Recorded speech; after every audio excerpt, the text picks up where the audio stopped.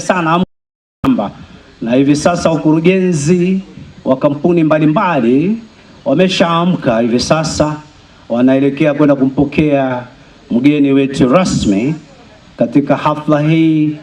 Katibu wetu katika usalama, Wizara ya Usalama wa Ndani, ambaye anawasili hivi sasa katika chopa ambayo mmeweza kuishuhudia. Alafu atapokelewa pale kwenye maeneo ya kuingilia kwenye uwanja huu na kota gada ama gwaride ndogo ya kupata kumwelekeza mgeni wetu rasmi humu ndani. Kwa hiyo wakati wote kuanzia hivi sasa basi tutakuwa tunaendelea na hafla hii, na mtaweza kumuona kwa mbali akiweza kukagua gwaride hiyo ndogo ya kumkaribisha katika chuo hiki, alafu kisha baadaye tuweze kuwa pamoja kwa ratiba ya siku ya leo. Ratiba ya siku ya leo itaweza kuanza rasmi na gwaride ya heshima ambayo imeandaliwa na askari wetu kutoka katika kampuni mbalimbali ambao wako tayari kabisa hivi sasa wakiwa wamevalia sare zao za kila kampuni wanayohusika, na hivyo basi itakuwa ni gwaride ya kufana, itakuwa ni siku ya kufana. Baada ya gwaride hii basi tutashuhudia pia wakiweza kuzawidiwa ama kuweza kukabidhiwa vyeti, ikiwa ni pamoja na nambari zao za usajili ambazo watakuwa wanatumia kila wakati wanapokuwa katika shughuli zao za ulinzi. Hivyo ndivyo mambo yalivyo katika ratiba yetu ya siku ya leo, na baada ya vyeti hivyo tutakuwa na kipindi pia cha kuweza kuonyeshwa, kupata maonyesho, kuwa na maonyesho mbalimbali yanayohusisha. Basi tusimameni sote tafadhali kwa wimbo wa taifa.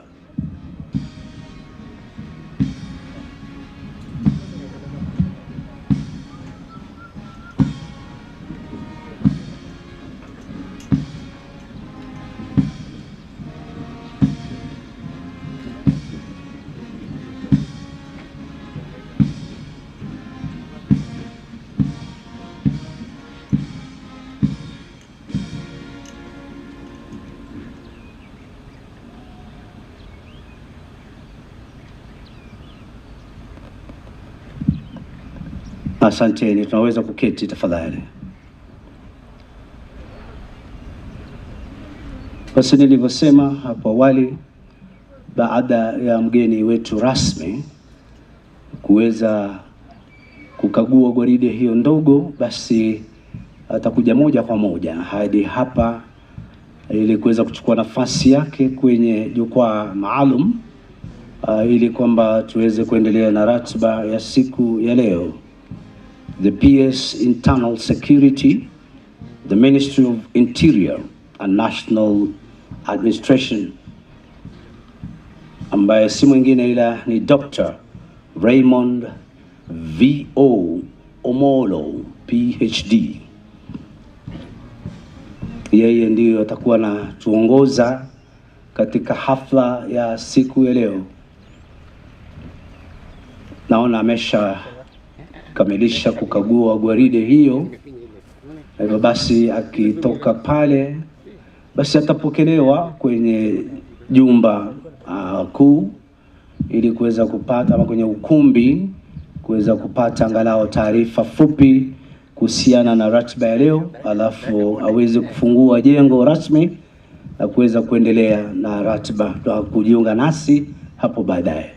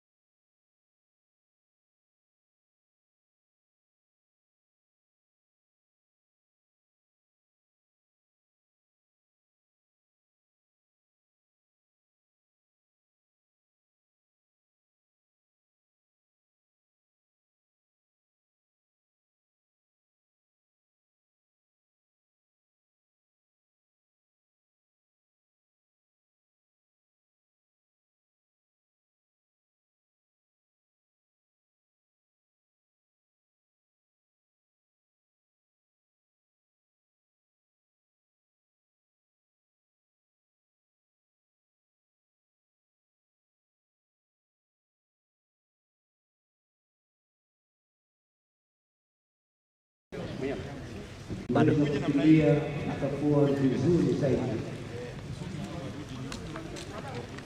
Basi kama vile nimesema, jengo hili rasmi ataweza kuingia kwenye hema ambayo imeandaliwa ili kuweza kupata angalau taarifa fupi kuhusiana na sherehe ya siku ya leo.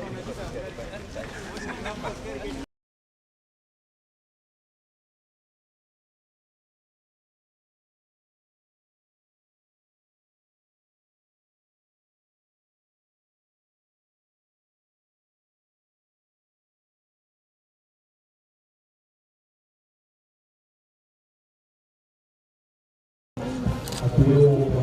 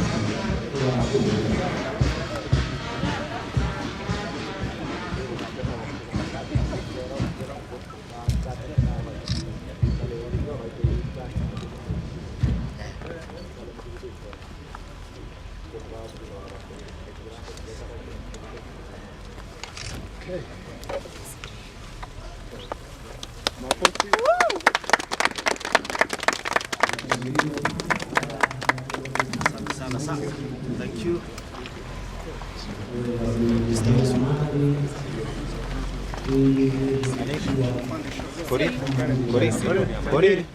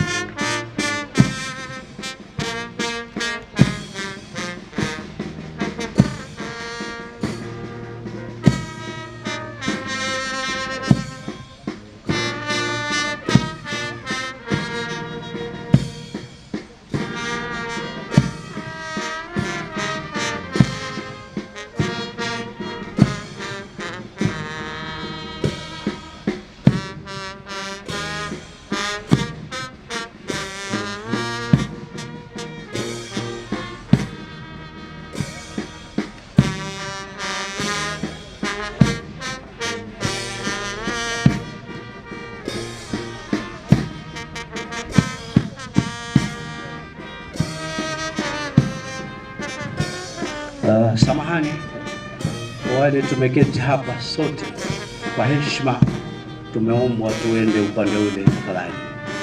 Kuna kikundi tofauti ambacho kimeandaliwa hema hii. Twendeni kwa ile hema ya upande ule, na poleni kwa kuwasumbueni tafadhali. Mchungaji utabaki hapo tu.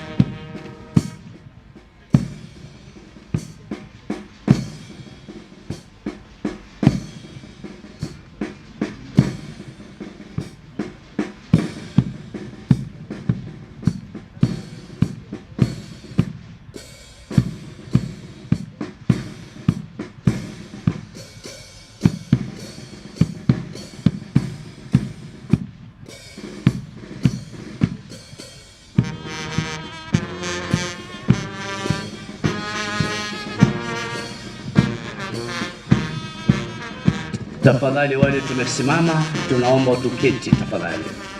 Asante sana madam kwa kuweza kusikia sauti yangu. Wewe ni good girl. Tafadhali wale wote ambao tumesimama huku nyuma, tumeomba tuketi, na hiyo hema ya hapo imetengwa kwa ajili ya wengine. Tafadhali tuje kwa hema hii kama utapata nafasi.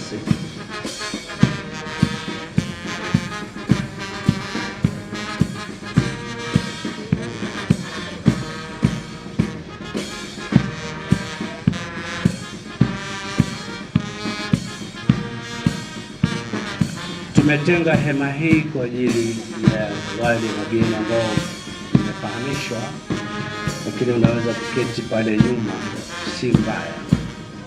Tafadhali usimame, keti pale nyuma. Asante sana.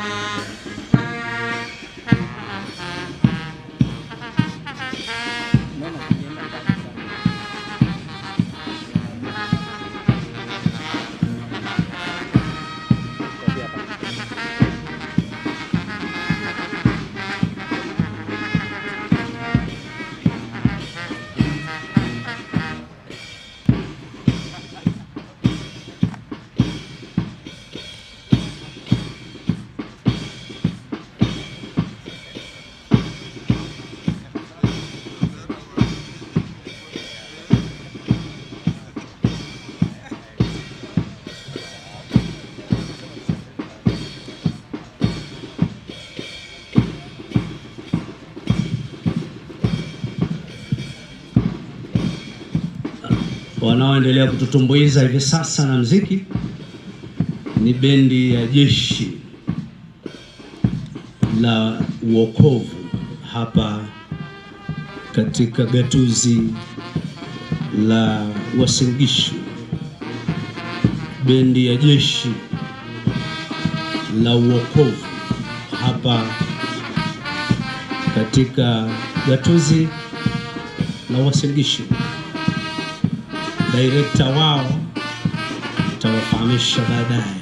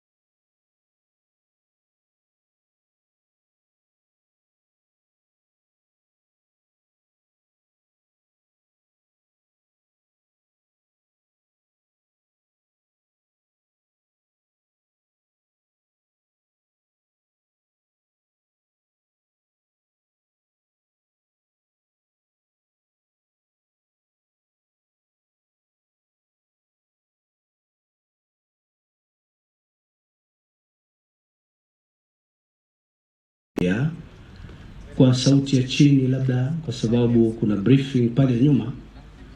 DJ wangu asubiri, ngoja kwanza kidogo.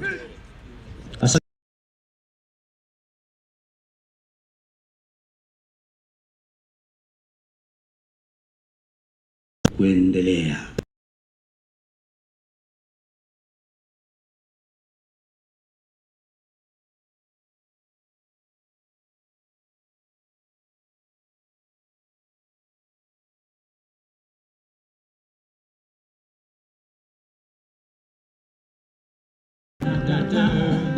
uko wapi? Nakutafuta sikuoni, nimejaribu sana kukutafuta.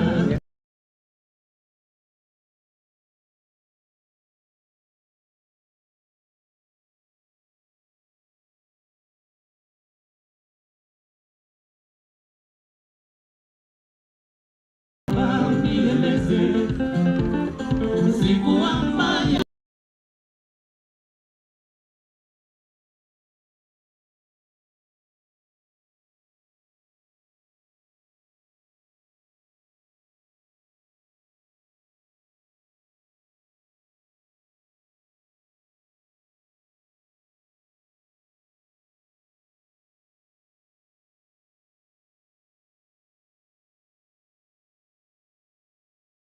kwa bahati umenikumbuka, kwani barua uliyoituma nimeipata.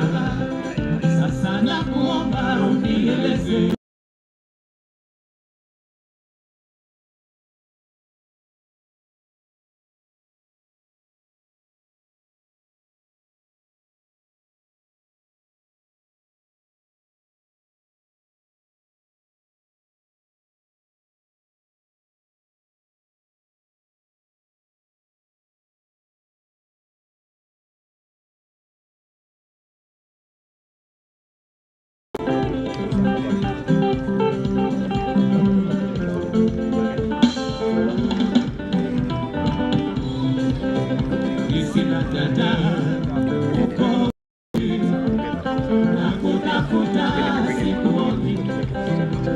nimejaribu sana kukutafuta, na kila nifikapo sikuoni, lakini kwa bahati umenikumbuka, kwani barua uliyoituma nimeipata. Sasa nakuomba unieleze siku ambayo utafika. Sasa nakuomba unieleze siku ambayo utafika.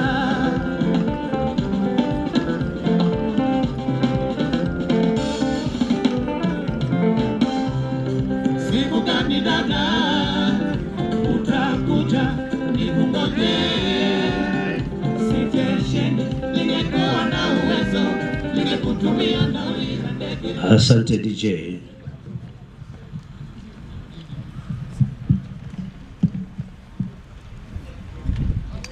Basi tusimame sote tafadhali kumkaribisha mgeni wetu rasmi katika hafla hii. PS Internal Security, Ministry of Interior National Administration, Dr. Raymond Vio Omolo, PhD. Karibu sana tafadhali, akielekezwa na mkurugenzi mkuu wa chuo hiki pamoja na mkuu wa chuo.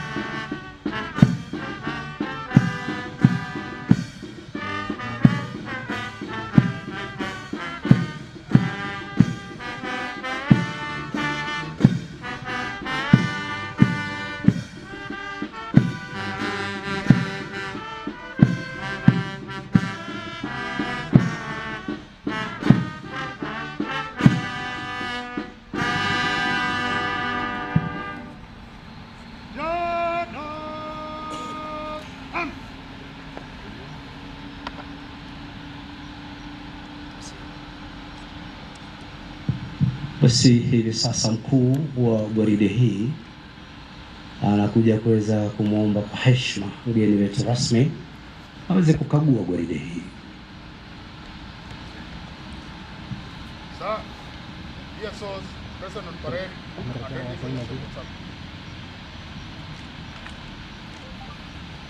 Ameshakubali, hivi sasa anateremka taratibu akisindikizwa na Bwana Fazul pamoja na mkuu wa chuo ama mkurugenzi mkuu wa chuo hiki Meja mstaafu Yagan, na hali kadhalika mkuu wa chuo. Tunaweza kuketi wengine tafadhali, poleni. Tunaweza kuketi, asanteni. Kumbuka kwamba Bwana Fazul yeye ndio mkuu wa Kenya Private Security Regulatory Authority, ambao wao weza kuidhinisha vyuo ambavyo pia vinahusika na masuala ya kufunza ama kutoa mafunzo kwa askari hawa walinzi.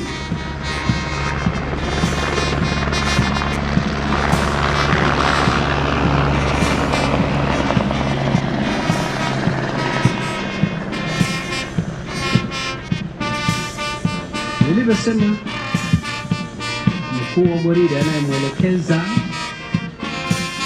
ni Senior Sergeant mstaafu Kigen, ambaye pia ni mkufunzi wa chuo hiki cha Miale Security Institute.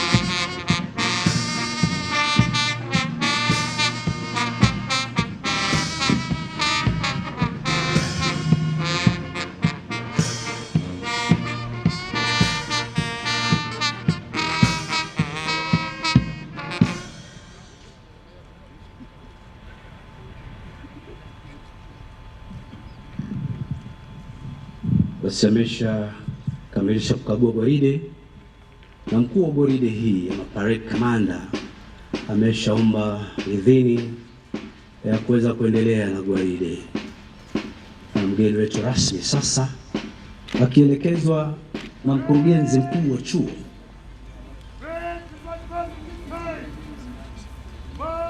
Ngoja kidogo parade commander kidogo tu.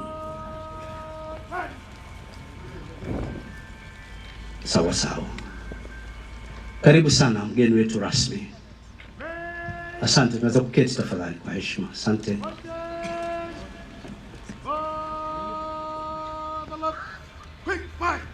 Mgeni wetu rasmi, gwaride hii itapita mbele ya jukwaa lako, kila mmoja akitoa heshima kwako, alafu baadaye watarudi tena uwanjani ili kuwa tayari kusonga mbele hatua 14 ili kuwa tayari kuweza kupokea vyeti pamoja na nambari za usajili rasmi kutoka kwako.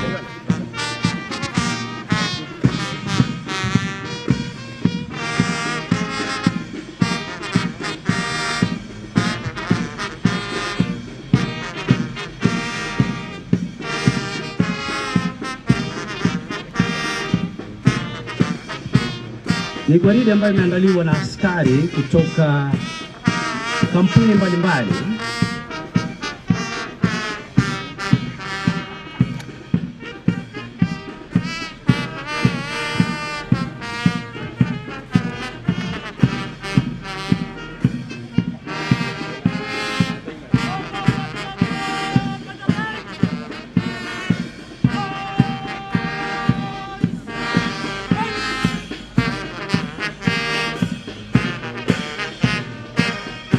Basi nilivyosema, mgeni wetu rasmi, mkuu wa gwaride hii ni Senior Sergeant mstaafu Kigen, Platoon ya kwanza ikiongozwa na Onesimus Erupe, Blue Line Security.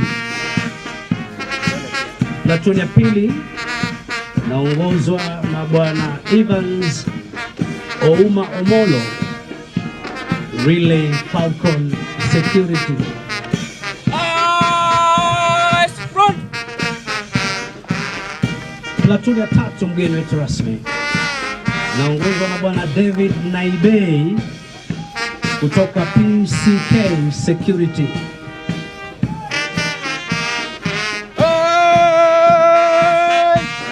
Platoon ya nne mgeni wetu rasmi naongozwa na Bwana Gilbert Sanga kutoka Superior Hands Security. Na walio na kofia kama ya GSU hawa ni Coalition Security wakiongozwa na Julius Kimutai.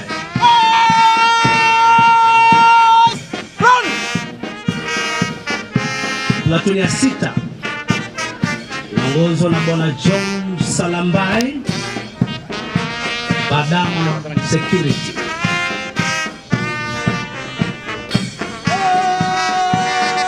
Platoon ya saba inaongozwa na Bwana Dennis Kipkemoi, Rover Security. Ya nane inaongozwa na Bwana Joram Wambua, Lavington Security. Platoon ya tisa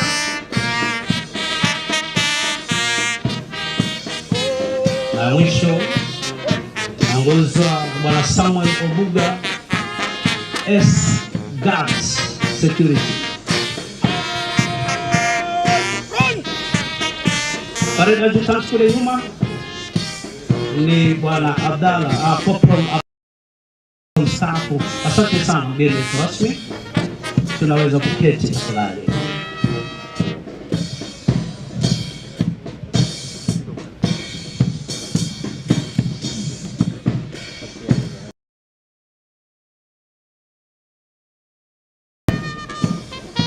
Basi mgeni rasmi wakisha simama katikati ya uwanja tena wataangalia mbele na kuweza kujongea huku mbele hatua 14, alafu tuweze kuendelea na ratiba inayofuata.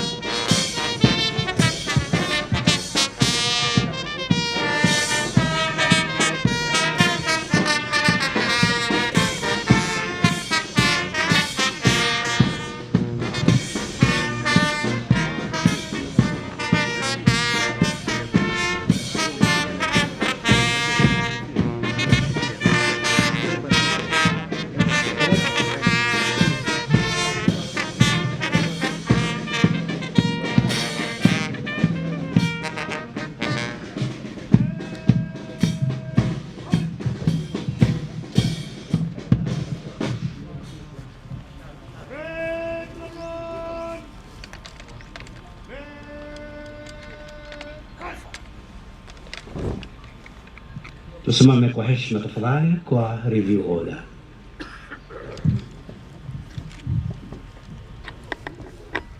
Red Bloodborne, in review order. Boys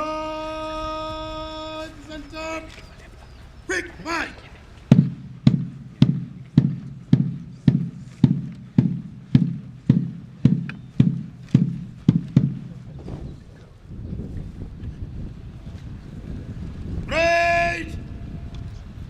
General salute!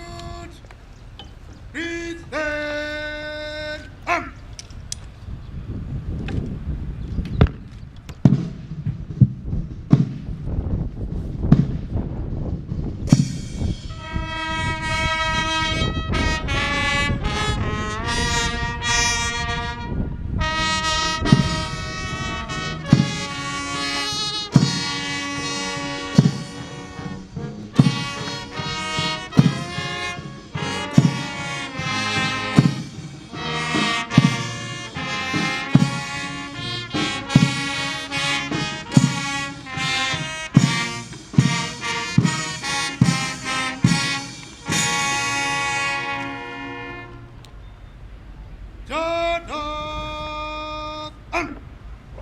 Mgeni wetu rasmi, naomba tubaki tumesimama kwa ajili ya kushuhudia kiapo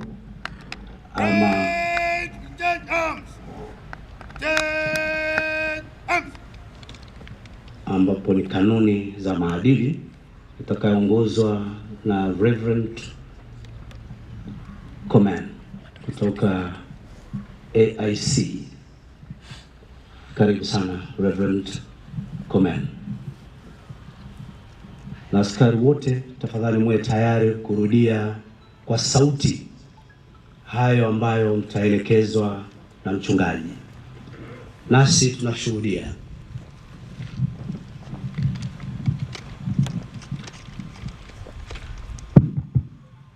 Basi ningependa museme baada ya mimi na utajitaja hapo mbele. Mimi mimi ni wewe. Taja jina lako tafadhali. Taja jina lako. Mimi naahidi kukubali majukumu na kutimiza majukumu ya jukumu langu, kulinda maisha na mali, kuzuia na kupunguza hasara na uhalifu dhidi ya biashara ya mteja au mashirika mengine na taasisi ambazo nimepewa kushikilia sheria na kuheshimu haki za kikatiba za watu wote, kujiendesha kwa uaminifu na kufuata kanuni za juu zaidi za maadili katika utendaji wa majukumu yangu ya usalama, kuwa na bidii na kutegemewa katika kutekeleza majukumu yangu na kutekeleza wakati wote sheria, sera na taratibu zinazolinda haki za wengine, kuzingatia maagizo ya ukweli, usahihi na busara bila kuruhusu hisia za kibinafsi, upakuzi na michoro au urafiki kushawishi hukumu zangu, ili kutoa taarifa kwa wasimamizi wangu bila kusita ukiukaji wowote wa sheria au kwa mwajiri wangu au kanuni za mteja, kuheshimu na kulinda habari ya siri na baadhi ya mwajiri au mteja zaidi ya muda wa ajira kwao, isipokuwa ambapo maslahi yao ni kinyume na sheria au kanuni hii ya maadili, kushirikiana na utekelezaji wote wa sheria unaotambuliwa na uwajibikaji na vyombo vya serikali katika masuala yaliyo katika mamlaka yao, kukubali tume yoyote faida au faida nyingine bila maarifa na idini ya mwajiri wangu, kujiendesha kitaalamu wakati wote na kutekeleza majukumu yangu kwa njia ambayo inaonyesha sifa ya kibinafsi mwajiri wangu na taaluma ya usalama wa kibinafsi, ili kujitahidi kuendelea kuboresha utendaji wangu kwa kutafuta fursa za mafunzo na elimu ambazo zitaniandaa vyema kwa majukumu yangu ya usalama, kuwa waaminifu, jasiri, tahadhari, nidhamu na mwaminifu. Mungu nisaidie. Asante kwa heshima kwa Kristo.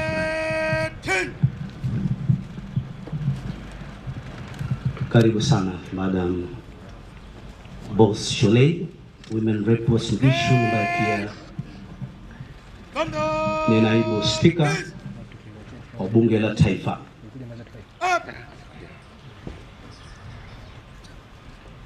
Basi hivi sasa mgeni wetu rasmi, ni zamu yangu kupata kumwalika mkuu wa chuo hiki Captain mstaafu aweze kuendelea na ratiba inayofuata.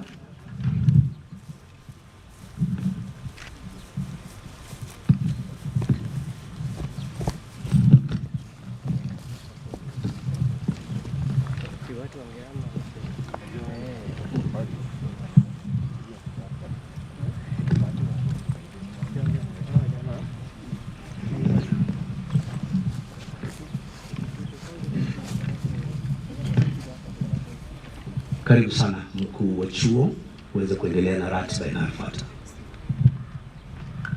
Asante sana MC.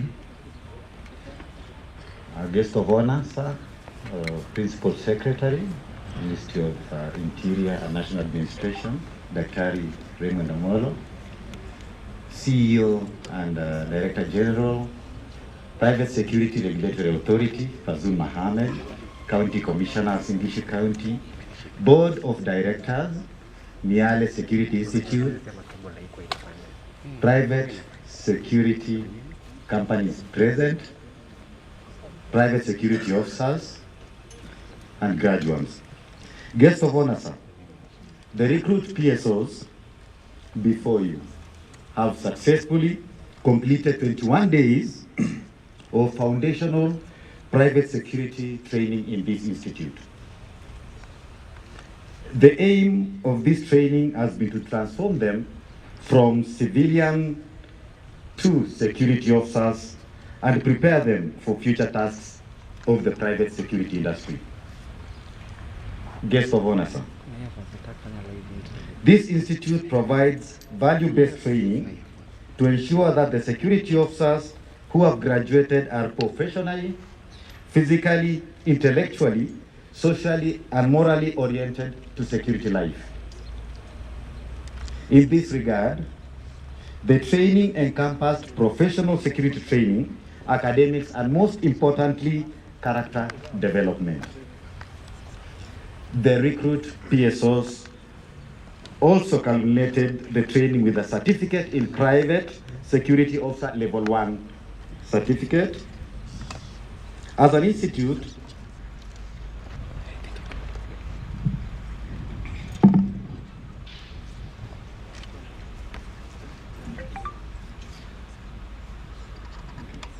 thank you. As an institute, we are confident, guests of honor, sir, that we are graduating junior security officers of sound character who will be diligent, committed, and will demonstrate physical and moral courage during execution of their duties. the recruit PSOs before you exert in competitive intakes in various fields while on training. I kindly request you, the guest of honor, sir, to present them with certificates for their good performance. Guest of honor, sir.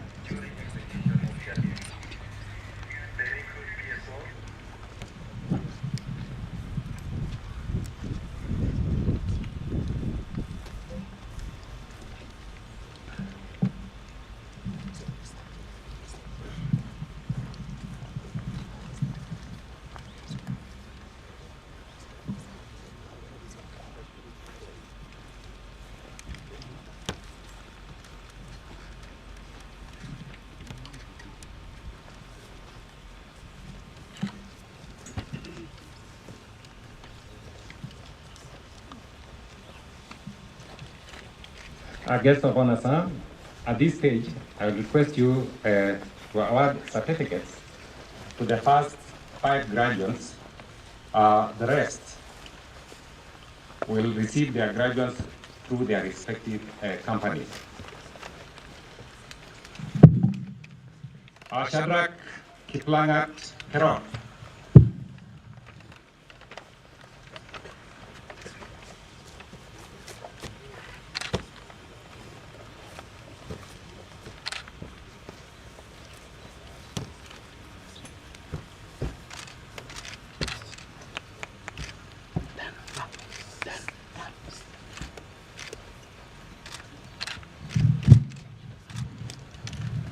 Basi kama vile mnavyoshuhudia hivi sasa, mgeni wetu rasmi anabandika ile namba ya usajili ya post number na pia kukabidhiwa cheti rasmi kwamba sasa amefuzu na yuko tayari kwa majukumu ya wapi. Makofi ya kijana huyu fulani.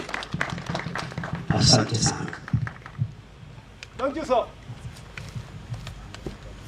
Evans Ouma Amolo.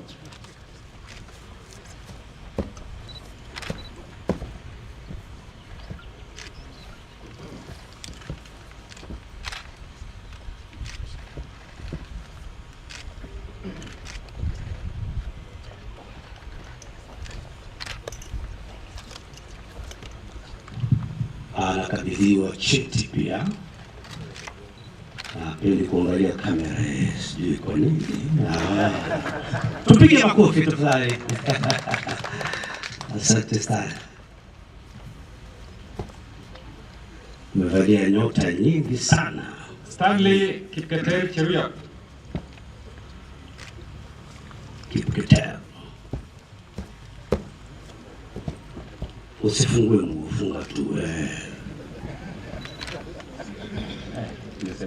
Anabandikwa ile namba ya usajili na mgeni wetu rasmi na kukabidhiwa cheti pia rasmi. Sijui kama anaweza anaangalia kamera, lakini kusimama ndio tabu kidogo. Tumpigie makofi tafadhali. Kipketer. Asante sana kwa kufuzu rasmi. George Bahati Odunga. Sisi tunajua Bahati Bukuku, lakini kuna Olunga hapa. Anabandikwa sasa pia namba ya usajili.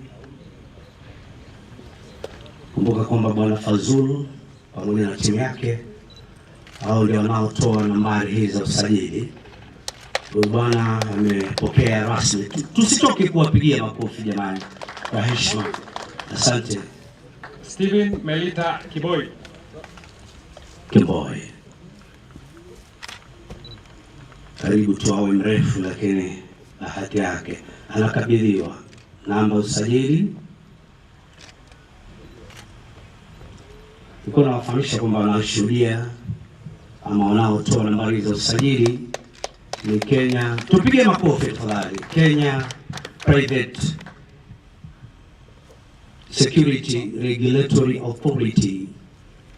Guest of honor, sir, you are to present to the first 5, but now we are going to present to the 22 of the 46 graduates. 22 of the 40. Josephat Kiprotich Sang. Hapo Kiingereza nayo kali. Haya. Sang, Arab Sang. Yes. Sura very serious, tayari kwa kazi. Maana sura pia ni silaha kali. Adui akija akiangalia hiyo sura anapitia mbali. Nakabidhiwa cheti pia, hata kuna kusema ni kazi. Asante sana. Tupige makofi tafadhali, sura ya kazi. Thank you, sir. Isaac Newton Stuma. Sir.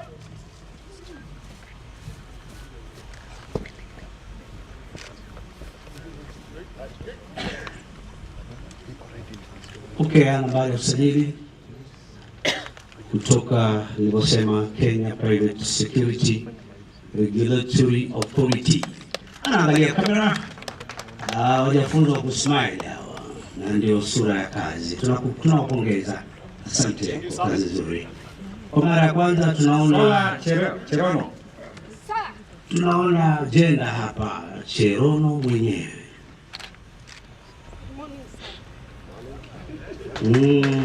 Tupige makofi, yeye peke yake ndio amemsalimia mkubwa. Wengine walilete sura ya kazi, lakini madam anasema mpaka kusalimia. Good morning. Angalia kamera tafadhali. Asante sana. Tumuongezee makofi tafadhali, Cherono.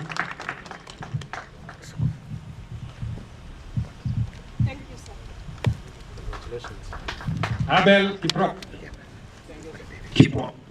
Toka hatari. Security, mwenyewe pia kumwangalia ni hatari. Funga mguu kwanza ndio upige salute. Asante sana. Sasa kata salute sasa.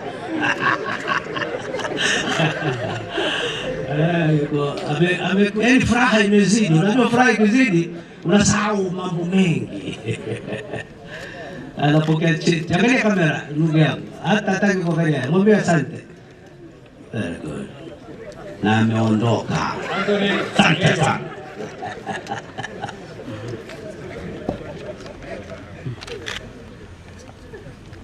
Hatari security hiyo. Na kila mmoja ana style yake. Muone vile anavyoshtua hiyo salute. Nakwambia vijana wamefunzwa, wanafurahia kazi hapa. Wakabidhiwa cheti pia. Tayari kuendelea na kazi.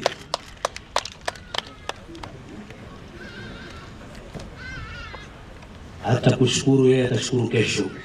Simon Chesetu Boit. Bas, mkuja na Boit hapa. Yes. Na amejaza nyota 2 kwa bega. Kumbuka huyu mdosi. Ngoja usiondoke.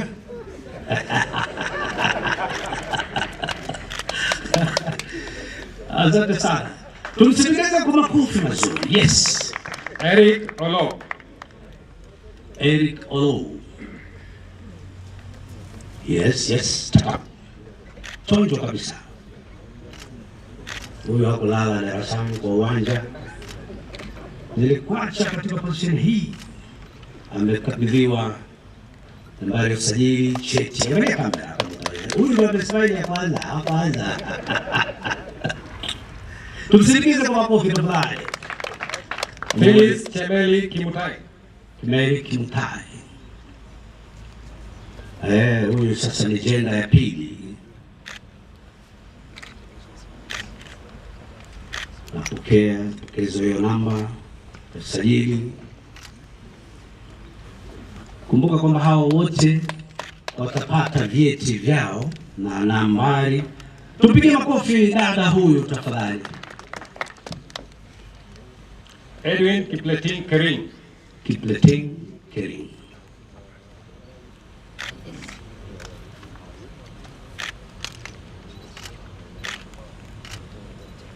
Amevaa belt moja kali sana. Angalia kamera. Thank you. Asante. Tusikilize na makofi mazuri. Geoffrey Amasinga Murkomen mwenyewe. Yes. Hebu angalia macho. Yes. Shabash. Hayo ni macho ya kazi. Akisema na niondoka hapo. Hakuna maswali. Angalia kamera. Thank you very much. Alimwangalia mgeni rasmi mpaka akaona Ita baraza wasike. Baraza wasike. Kwa leo hayupo, tutampatia baadaye. Collins Kipto Rotich. Kipto Rotich yupo.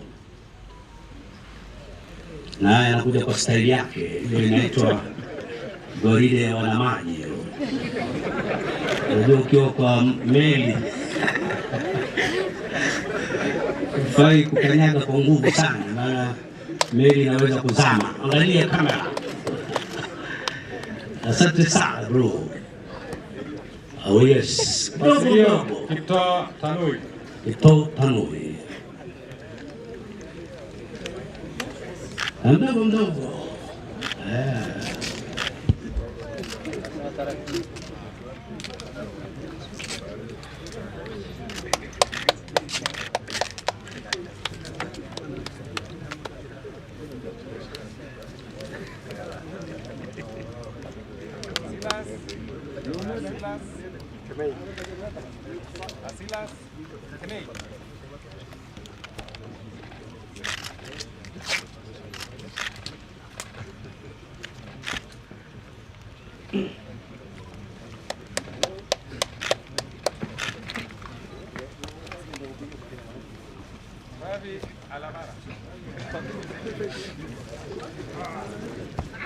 Yes.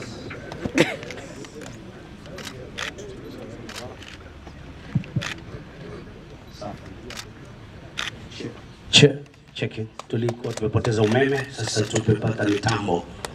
Asante sana, tumsindikize kwa makofi huyu bwana. Sara Chebet. Yes, Chebet mwenyewe. Mavazi ya kupendeza kabisa. Amepata nambari ya usajili Chebet na kuwa tayari kwa kazi. Pokezewa cheti. Mpatie huyo cheti. Asante sana. Moses Kipchirchir Mulwa. Kipchirchir mwenyewe. Huyu ndo mwisho kwa sasa. Yes, very smart. Drill moja chonjo kabisa. Angalia kamera kama utaweza. Asante. Asante sana mgeni wetu rasmi. Guest of honor, sir. That marks the end of the presentation. The remaining 24 graduates will receive their certificates through their respective companies. Asante sana Kiwe, wale Tosawan staff Kibet. Hivi sasa mgeni wetu rasmi, naomba kwa heshima upokee 3 cheers. Mgeni wetu rasmi tafadhali naomba usimame upokee the 3 cheers. Heko kwa mgeni rasmi.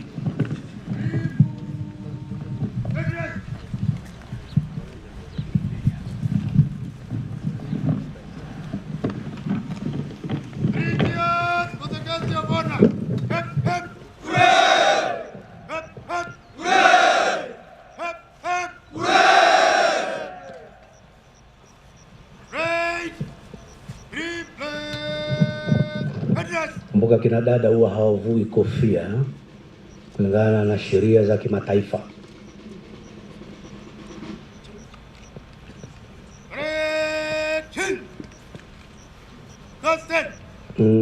Wametulia kabisa. Anakuja kuomba ruhusa hivi sasa kuweza kuondoa gwaride hii uwanjani, na anakuja kwa wakati wake. Parade Commander Senior Sergeant Retired Kimalit Kigen kutoka chuo hiki Miale Security. I have the permission, sir, to march off parade. Ameambiwa permission granted. Asante sana mgeni wetu rasmi, naweza kuketi tafadhali. Thank you very much.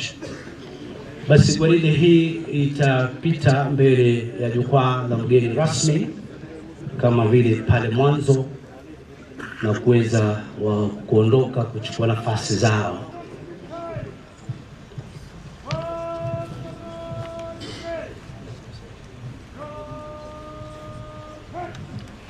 anasema move to the right in threes, maana wako tatu tatu. Unajua watu huwa hawasikia watu usema nini, wanasikia tu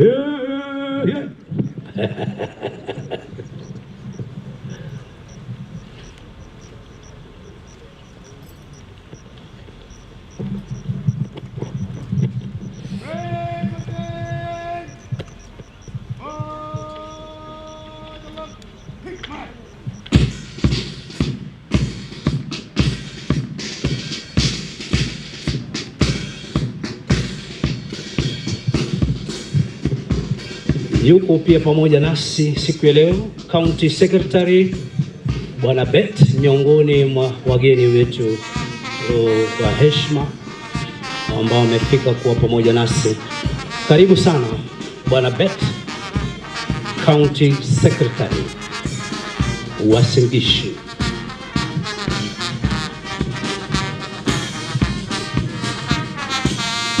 Basi mgeni wetu rasmi, baada ya gwaride hii kuondoka uwanjani, tutakuwa na kipindi cha maombi ya kufungua rasmi ambayo ataongozwa na viongozi wetu wa kiroho, kisha baadaye tuweze kuwa na maonyesho mbalimbali. Mgeni wetu rasmi, pokea saluti hii kutoka kwa hawa askari kutoka kampuni mbalimbali.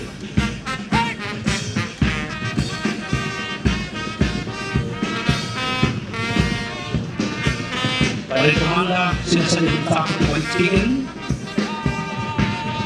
Kumbuka anayeongoza platoon ya kwanza huyu ni James Ruto, Senior Sergeant mstaafu. Hiyo ya kwanza ni Blue Line Security. Inayofuata ni Relay Falcon Security. Relay Falcon Security wakiongozwa na Evans Omomolo. Platoon ya tatu PCK Security wakiongozwa na Bwana David Naibei. Platoon ya 4 Superior Hands Security wakiongozwa na Bwana Gilbert Sanga.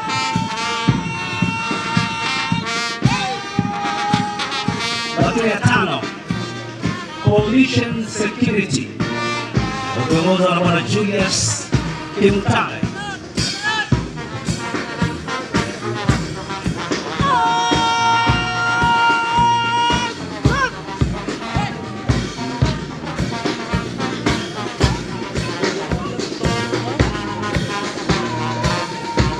Lavington Security wakishapita wakiongozwa na John Wambua.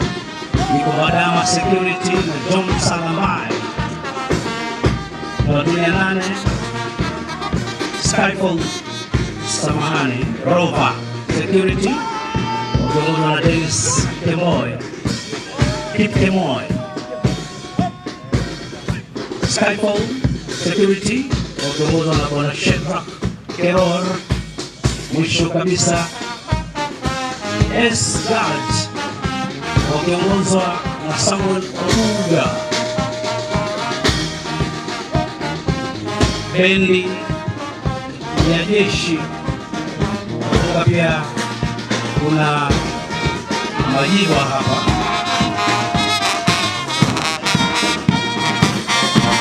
Pale azeta chapo baadaye bendi ya jeshi la nchi kavu. Naomba kaishi na tusindikize hii bendi kwa makofi tafadhali. Asante sana mgeni wetu rasmi. Tutaketi tafadhali.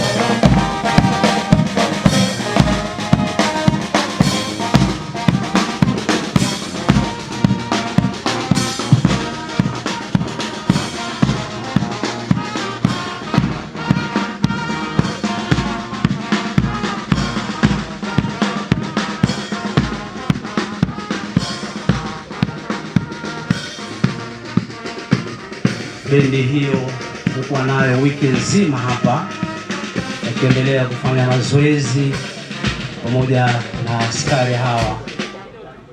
Basi wanachukua nafasi zao. Basi mgeni wetu rasmi, kwa heshima naomba tusimame kwa kipindi cha maombi ili kuweza kuanza sherehe rasmi. Kindly let us be upstanding for a word of prayer that will be led by Father Frederick Njoroge. Welcome, Father Njoroge. Songa tu hapo mbele, Father. Tafadhali hapo kwa podium utuongoze kwa maombi. Tuinamishe vichwa kwa ajili ya maombi. Kwa jina la Baba na la Mwana na la Roho Mtakatifu, amina. Mungu Baba Mwenyezi, tunakushukuru kwa ajili ya taifa letu tunalolipenda.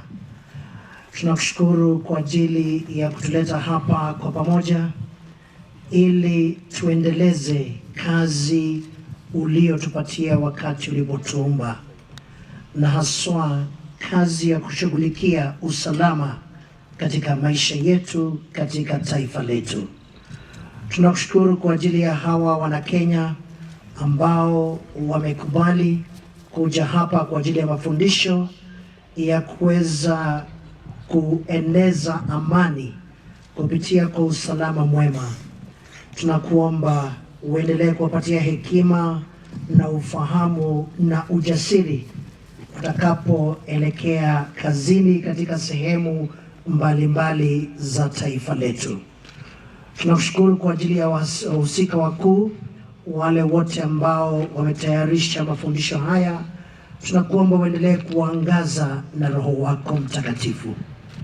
Tunaomba usalama katika taifa letu na haswa katika mipaka yetu upande wa Somalia, ili sisi kwa pamoja tuweze kuketi na kukumbatia kipawa hiki cha kipekee ambacho kinatoka kwa mwanao Yesu Kristo aliye mfalme wa amani.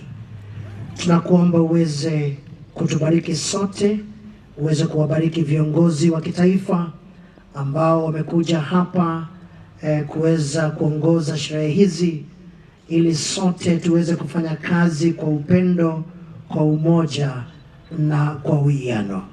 Tunaomba hayo kwa njia ya Kristo Bwana wetu, amina. Kwa jina la Baba na la Mwana na la Roho Mtakatifu, amina. Asante sana, tunaweza kuketi kwa heshima tafadhali. Basi mgeni wetu rasmi, katibu katika ama PS Internal Security Ministry of Interior and National Administration, Dr. Raymond Omolo, the DG CEO PSRA Mr. Fazul Mohamed, Madam Boss Shobei ambaye pia akiwa ni Women Rep Osigishu, na hali kadhalika naibu wa Spika letu la Taifa, county wabunge wa kaunti hii na wale wengine wametoka mbali, BOD, Miale Security Institute, directors of PSCs, chair of Security Guards Union, private security officers present, distinguished guests, ladies and gentlemen, mgeni wetu rasmi hivi sasa, kwa heshima naomba kwa niaba ya chuo hiki Miale Security Institute uniruhusu niweze kulete maonyesho mbalimbali, ikiwa ni baadhi tu ya mambo ambayo askari hawa ambao wamepata mafunzo uweza kuyapitia. Kwa hivyo kwa heshima naomba uweze kuniruhusu kwanza kabisa niweze kualika martial arts ama ukipenda mchezo wa mateke na ngumi. Hii ikiwa ni baadhi ama ni miongoni mwa silaha ambazo askari hawa huweza kufunzwa ili kuweza kupambana na adui ana kwa ana anapojikuta ameweza kuvamiwa kighafla. Na hivyo basi uweza kufunzwa mchezo hii ya mateke na ngumi ili kupata kujikomboa katika hali mbalimbali.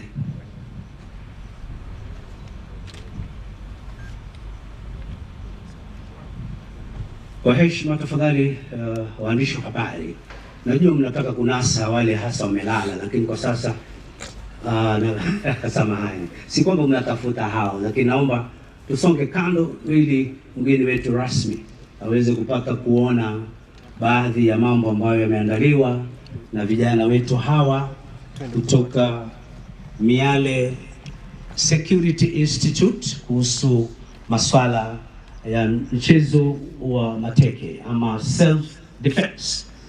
Karibuni.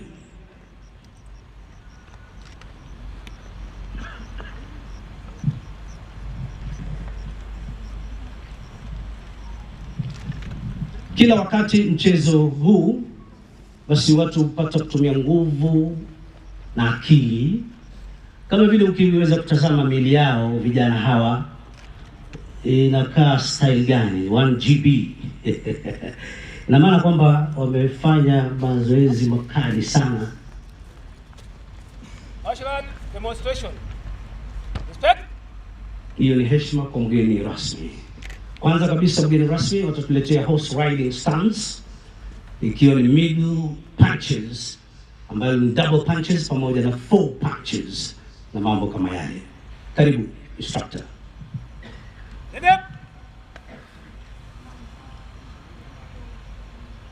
Middle punching. Hiya! Hiya! Hiya! Ukiweza kuangalia ngumi hizo zinalenga tumbo la mtu.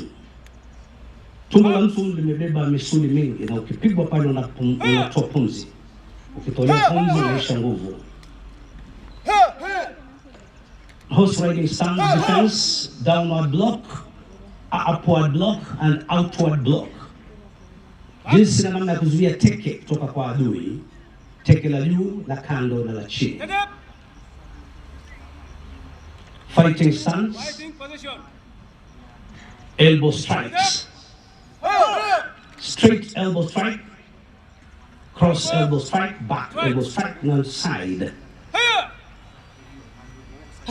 Cheki elbow. Inatumika pia, yani kila Mungu alijua kuumba mwanadamu akiwa silaha yeye mwenyewe.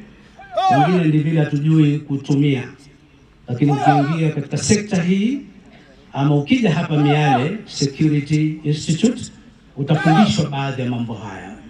Kujua namna ya kutumia mwili wako mwenyewe, piga adui, piga. Ni mambo kama haya. Kicking stance, front kick, middle, roundhouse kick, and stop kick. Front kick. Front kick, ile kupiga mtu hapo kwa tumbo. Na uangalie vile amesimama kwamba anapokumbana na mtu hatoweza kuanguka. Roundhouse kick. Teke linazunguka nakwambia. Then stomp kick. Stomp kick. Cheki, unamsukuma. Niondokee hapa. Niondokee hapa. Self defense techniques. Stand up. Self defense techniques. Unarmed self defense. Wakiwa sasa ni Nelson grip, hand grip, lapel grip. Angalia mwenyewe. Self defense techniques. Mmoja ni adui, mwingine ni askari. Nelson grip. Attack, defend. Attack. Huyu amejaribu kuja kumshika, angalia vile jamaa anajitoa. Huyu ni askari chonjo, wapi makofi yao? Adui yuko chini mara hiyo. Second technique. Hard grip. Hand grip. Attack, defend. Attack. Ana attack, anajaribu kumshika mkono. Huyu jamaa naye amemkunja ule mkono, jamaa chini. Wapi makofi yake? Lapel grip. Hard technique. Nipple grip. Attack, defend. Attack. Yeah! Chini adui, pigeni makofi ya askari hawa. Asante sana Miale Security Institute kwa kazi nzuri. Self defense. iko mwendo wazimu hapa, anakuja na kiboko, anataka kupiga askari. Fast technique. Knife stab from above. Attack, defend. Attack! Ona vile anajaribu kuja na kisu, jamaa ameshika kwanza, amezuia na kumpokonya kile kisu na kumwambia na kudunga wewe mwenyewe. Sasa wapi makofi ya huyo askari? Chonjo kabisa. Second technique. Stick attack. Stick attack. Attack! Mwendo wazimu amekuja na kiboko. Pa, wewe mwenyewe. Wapi makofi ya askari hawa tafadhali? Asante sana. Basi huo utakuwa mwisho bila shaka wa demonstration hizi. Stand up. Respect.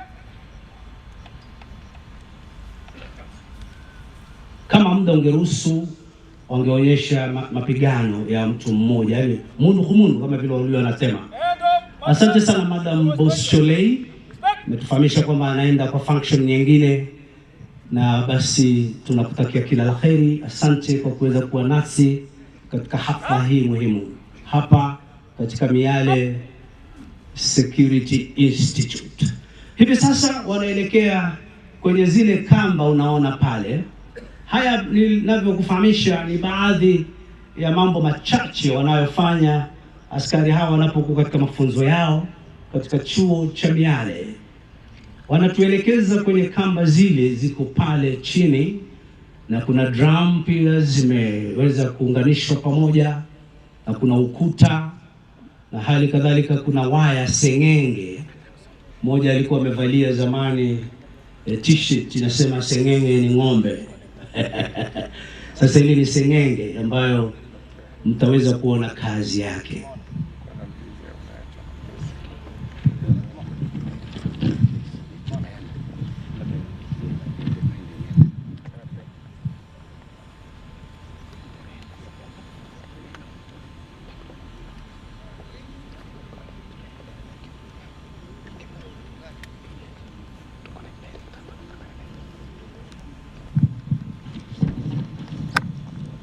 Basi ni wakati wa obstacle crossing. Wanafunzi vijana hawa katika chuo hiki namna ya kuweza kuvuka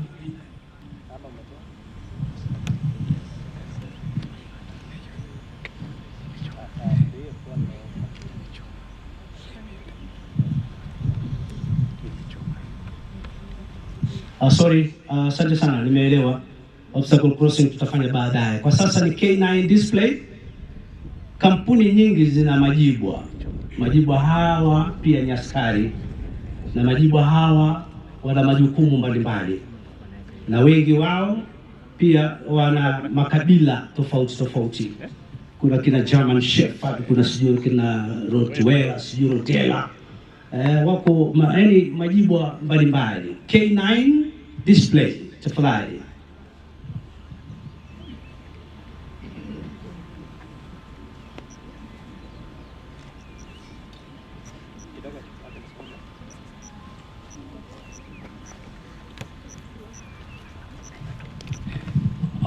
Fundi wangu mitambo tafadhali, jamaa wa jibwa yuko hapa. Yeye mwenyewe si jibwa, lakini jamaa wa majibwa.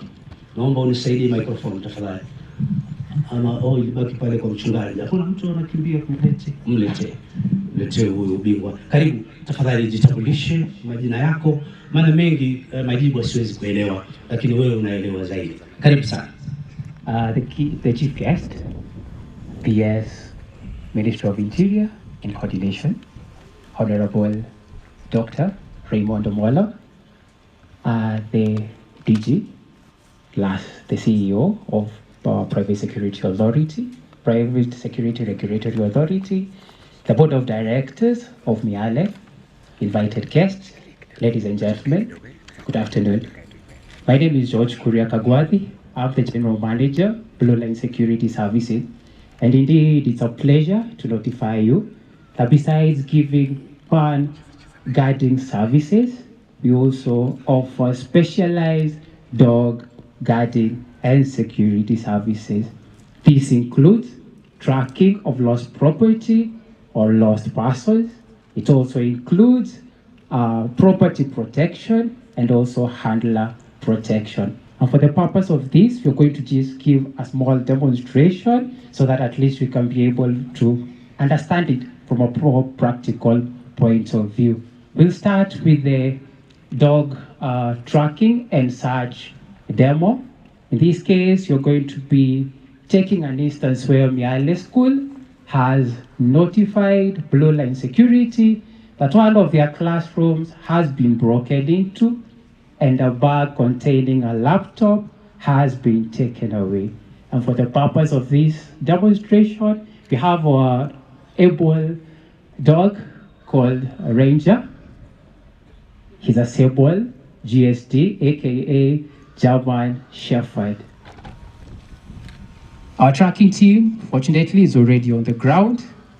And when they were assessing the crime scene, it was so fortunate enough that they managed to get a clothing that was left behind by the suspect. This case is a clothing. Now the dog, unlike human, or rather unlike human, they have high sense of smell. And for the purpose of the tracking, this really comes in handy.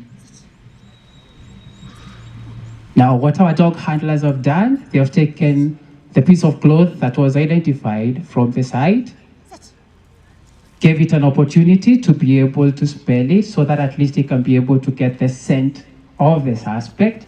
And now this is a scent that is going to help the dog track the suspect to where he has hidden and recover the lost property.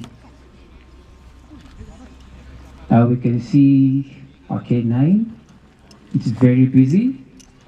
It's following the track that was used by the suspect, using its high sense of smell or scent. Our K9 have been well trained over the years, so they are so good at what they do. And as you can be able to observe, even our handlers are very well trained to be able to handle the dog while in the process of the search. There you can see the K9 is so busy trying to follow the scent. We can see the dog has noted something inside the drums, but we don't know what it is. Let us see what has actually been spotted. We can see some feet moving out of the drum. Hola! The suspect has actually been apprehended, and the bag plus the laptop has been recovered. Now that's our K9 team. Wapi makofi tafadhali ya K9. Kumbuka kwamba huyo jibu anaomba ruhusa ya kudili na huyo jamaa, lakini anaambiwa ngojea kwanza. Now they have also been taught and trained to escort a suspect to where they are going to be handed over to a supervisory team to then to be led to the police station. That is the Blue Line supervision team arriving at the scene. They have arrested the suspect. Mwisho yake ya 40 ishawasili. Mnaona hao jamaa vile ni wabaya. Hebu angalia. Ongeza makofi yao, Blue Line. Yes, this is the capability that our dogs have, and that's one of the specialized security services that we offer to our clients. So anytime you have such a similar need, we're here to give you the hand that you totally need. For the second service, for the second demonstration, we're going to be demonstration to you. We believe that when it comes to dog and dog handling services, it's a team of a human working hand in hand with the dog. And the handler being the one who is in charge, he must be in a position to ensure that the dog can be able to follow all the commands and instructions that have been given. If that doesn't happen, then there will be something that is not right. So for the same purpose, we have our team coming in. One thing that you'll be able to understand, or rather you're going to be able to see, is that the dog follows the instructions of the dog handler. And as we can see, it has also been trained to ensure that it also maintains the same pace that the dog handler is equally taking. This training that actually takes time to be able to ensure that the dog is good at what it does, and it also understands the instructions. This case is what we call a healing movement. Now that's a fast pace. Wow. Yes. And addressed by the right. Exactly. Mwingine atauliza mwalimu, mbwa anasikia lugha gani kwani kama sasa? Kuna lugha ya verbal na pia kuna lugha ya silent. For the purpose of silence, utapata wakati wengine, maybe wakati wako kwa ground, maybe wameona suspect mahali na wataki kumnotify, he will use the silent language. So that silence is going to be able to be maintained. But in other circumstances, there is now the verbal instructions. Yeah. So I think that you can be able to observe that this dog has actually been trained and understands how to take instructions from the dog handler. Ranger, sit. Stay. Ameketi. Ranger, down. Down. Good boy. Ranger, come. Good boy, Ranger. Hey!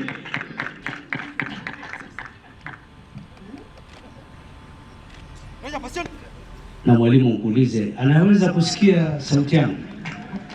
Hapana. Lazima Anajua sauti moja tu. Anajua sauti ya mwenye amekuwa naye. Wakati exactly. Okay. Kwa sababu wakati tukiallow kila mtu kuipe instruction, then hapo tunaweza leta matata. Nimekuelewa. Yes, sir.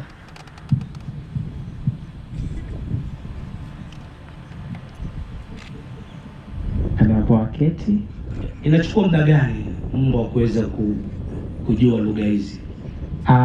From wakati ambapo anazaliwa from a very tender age, we normally ensure that the training starts as early as it's possible. Okay. And the training does not stop. Okay. It's a continuous process. Kwa sababu wakati ambapo umekaa for a very long time without training the dog, there is itasahau. Okay. So training is a continuous process. Continuous process. It's a continuous process. And as you always say, you don't teach old dogs new tricks. So having that in mind, our training starts from a very, very tender age. Sasa ile ulikuwa unasema ile lugha ya ishara. Exactly, a silent. But it has been trained very well, at least kuelewa both ya ishara na pia ya verbal. Mbwa yoyote anaweza kusikia mambo haya? Hapana, si kila kama watu wale wa kijijini wale. Hapana. Lazima mbwa akuwe trained ili ndio waweze to understand ile communication kutoka kwa handler. All right. Yes. Now for the next demonstration, we'll have what we call attack. In this case, we'll take a scenario whereby our K9 team is supervising or either is guiding the ILS school, and while at it, while they were doing their patrol, they have a moment whereby they see someone from afar. Alafu naona saa zote yule handler anamshikashika, anamgonga. Yes, inaitwa kumcontrol. Okay. Yes, sir. Na keep calm as well. Yes, tunaona kwa umbali the K90. Na anamsoma.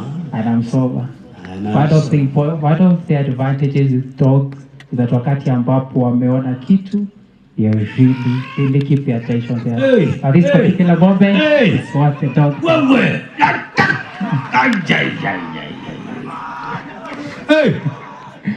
Na haachilii mpaka wakati ambapo the dog handler atampa agiza ya kwamba awachilie. Handler anamtolea amri ya kuachilia. Anamtolea amri. Hawezi chukua sheria kutoka kwa mtu mwingine ila handler mwenyewe. Kwa hivyo bila hivyo nitaendelea kuumwa. Utaendelea kuumwa.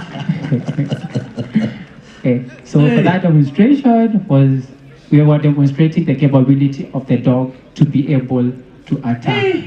Asante sana. Yes. And also it reflects that bit of obedience. Tumeona kwamba wakati ambapo mbwa alimuuma ule suspect hakuachilia mpaka wakati ambapo aliagizwa na the dog handler to be able to stop it. Kwani huyo anakula kilo ngapi za mbuzi au nyama?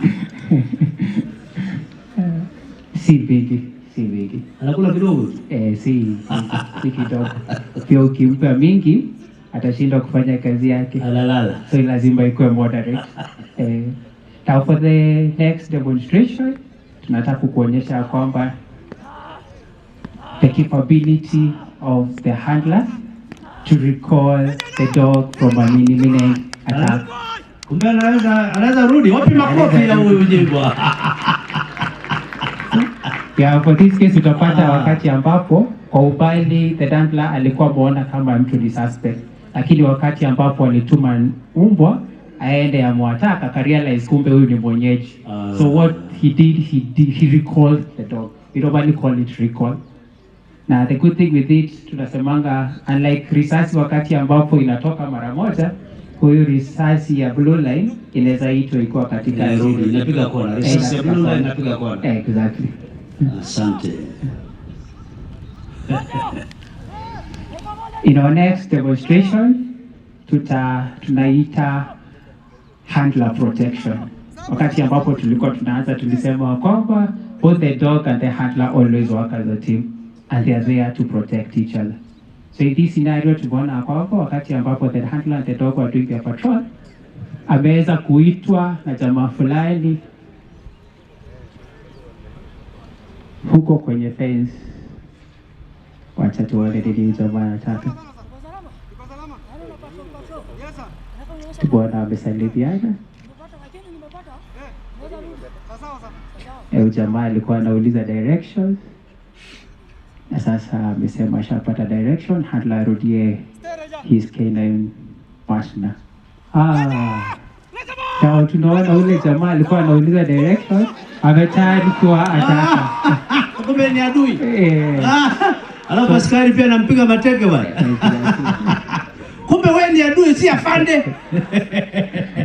So these are clear indications that, or rather demonstration that, yes, the canine has the capability of being able to protect its own handler. Wow. Yes, sir. Wow. Yes, sir. Hey. Nani unaniita alafu unanipiga? Twende. Sit. Sit. Boy, twende tembea bwana, tembea. Unaniita alafu unanipiga na kuuliza njia unanipiga. Now the dog and handler, they are escorting the attacker to where he's going to be. Wow. Handed over to the supervisory. Yani mbwa inanitetea. Inamtetea. Tulia hapo. Sit. Tulia hapo. Tulia. Enda chini. Sasa tunaona dog handler akinotify our supervisory team wakuje waweze kumwapeleka jamaa. Yes, very fast. Wameweza kumkamata na sasa anaweza kunywa. Tusindikize kwa makofi tafadhali, kazi nzuri. K9. So, with that brief demonstration, we've been able to tell you that Blue Line has the capacity to deliver the property tracking services. It has the ability to be able to protect your property from anyone, and also it has the property to be able, it also has the capacity of being able to protect its handler. Now, this bit of the demonstration, we want to show the capability of the dog to be able to protect property on its own. Now, while doing a patrol, one of the teachers of Miala Institute has approached the dog handler with a bag with a laptop. He has forgotten some keys in the office, so he advises the dog handler to keep watch of the bag as he goes back to pick the keys. Narudi sahi. Nafika hapa kwa ofisi nimesahau kitu. Sawa. Chapa kazi wewe. Sawa. So, the dog handler is already in the possession of the bag that was given from the teacher. and he's being accompanied by his canine partner. What we want to demonstrate to you this particular moment, as I had said, is that our canine team, or rather our canine, has the ability of protecting property on its own. In this case, a laptop bag.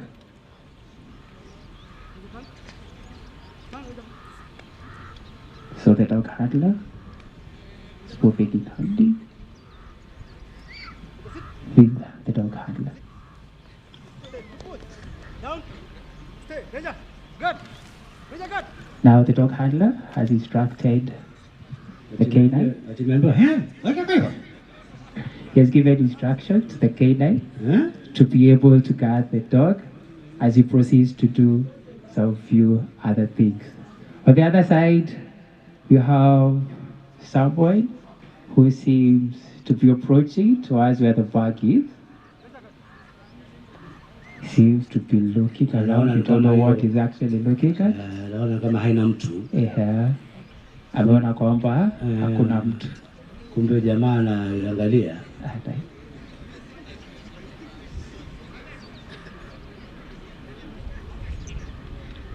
Anazidi kuangalia kama kuna mtu yote ambaye anamuona.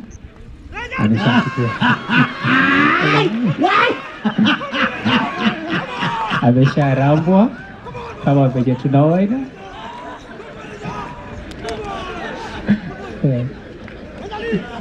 So it's a clear demonstration that our dogs really have the capacity and the ability to be able to protect property.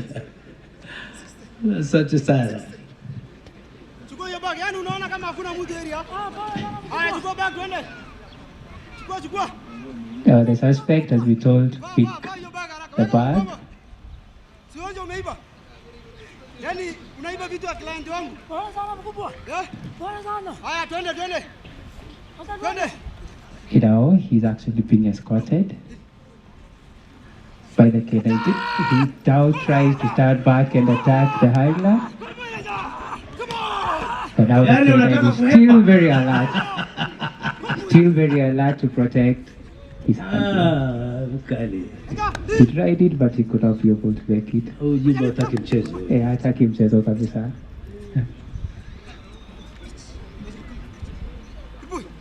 Sasa ataachilia sanga. Ataachilia wakati ambapo the canine handler atampea the instruction kumwachilia. Si huo mkono wangu utakuwa umetoboka kabisa na hiyo meno. Wow. Yeah. Yani unataka kunipiga? Na umenibia. Tembea bwana. So the canine team wanamuescort ule suspect wakienda kumhand over. Amejaribu kutoroka lakini the dog is still quite alert. Haiwachili, hakuna mahali anaenda.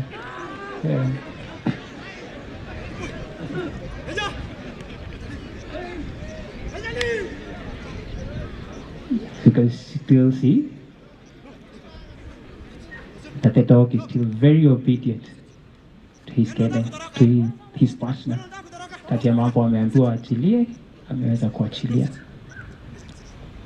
So suspect, baada ya kujaribu njia zote, kutoroka, kuattack the dog handler, zote zimekataa. So they're still escorting him to where he's going to be handed Sasa over. huo mkono utaenda hospitali saa ngapi? Maana sasa si ashararuliwa. Wakati ambapo utafika polisi watamsaidia. Maana sasa yeye ni mwizi. Anatoa damu kweli. Hii mpaka upate mafunzo mbalimbali. Angalia mguu mmoja umelock kwenye kamba na huku anatembea juu ya ile kamba na akiwa amelala, kuvuka na kuteremka vizuri. Wapi makofi yao? Kuta pale kuna mtaro ndani na kuna ukuta wa kuweza kupanda juu mrefu sana, na ameweza kuruka kwa urahisi sana. Na hapo kuna sengenge niliyowaambia, hebu angalia, atembea pale kama tumbili mwenzake pia maburukenge. Hebu angalia burukenge wa binadamu.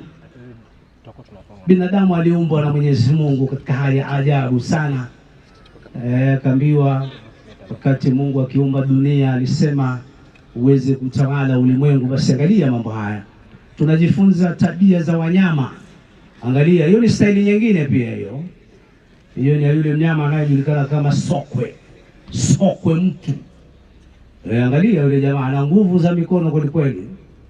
Askari kutoka Miale Security Institute. Ingia kwenye ile shimo na kuvuka bila wasiwasi na kupanda ukuta mrefu zaidi. Kimbia na kuruka kwa staili hiyo. Na angalia tena kulala ndani ya ile sengenge na kutembea kama burukenge. Mwalimu wao Warrant Officer 2 retired kutoka kwa KDF Bwana John Kinyanjui. Asante sana Kinyanjui, tuwasindikize kwa makofi tafadhali. Na hivyo basi mgeni wetu rasmi kuweza kutukamilishia maonyesho yote kwa ujumla. Basi askari hawa kama kwa vile wao wamepata mafunzo ya kutosha, Salvation Army Band, tafadhali tuwapigie drum hawa mpaka wapite mbele ya mgeni rasmi kutoa heshima zao wanapoondoka. Alafu kisha tumpishe Bwana Omondi wa Wagumba ambaye atatuletea onyesho la counter terrorism.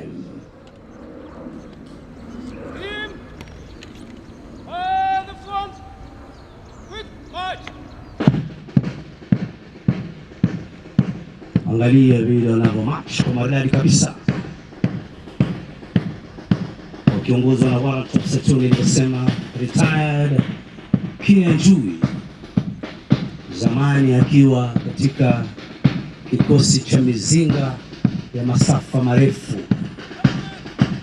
Hivi sasa ni staafu na anasaidiana hapa kwa chuo hiki cha Miale kupata kuweza kuwapa mafunzo askari wanaokuja kujiunga na chuo hiki cha Miale.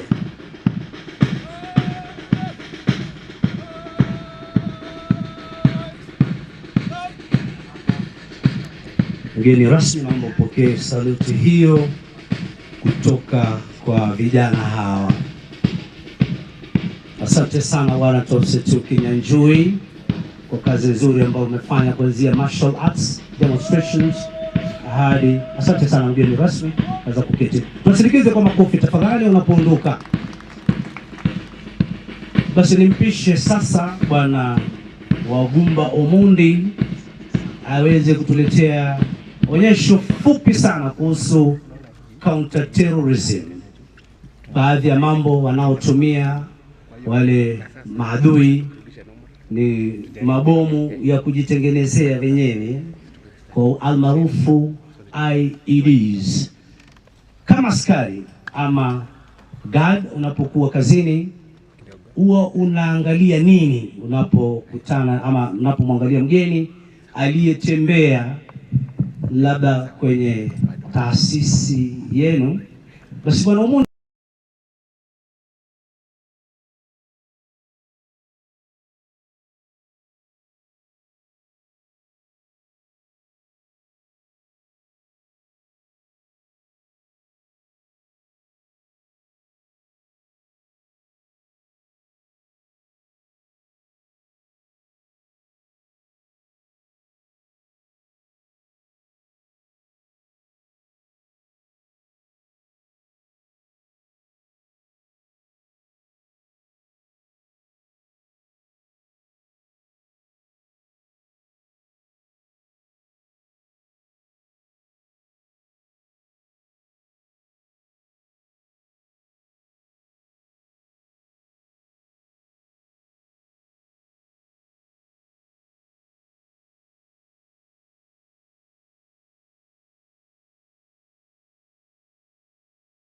to explain or expound my points.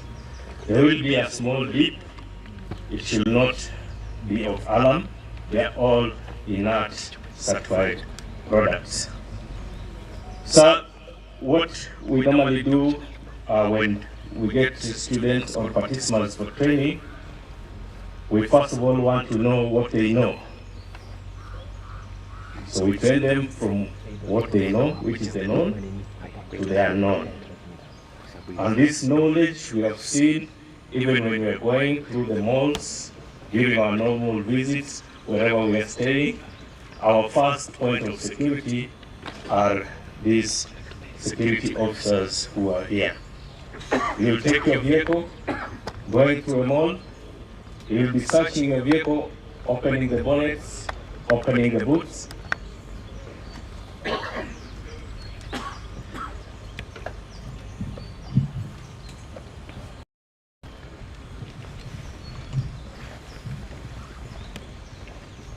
He will go through your baggage to check whatever you're carrying therein. He will check through your person. So we have 3 tiers of this presentation. The first question we ask ourselves is, what are we looking for? The second is, where are we to look for these items? And the last one is how to conduct. So in the first phase, I'll take you through what we are looking for. You've all gone through the security checks, but you've never known what these security officers are looking for. I'll start from the first. On the far right, this is a power source.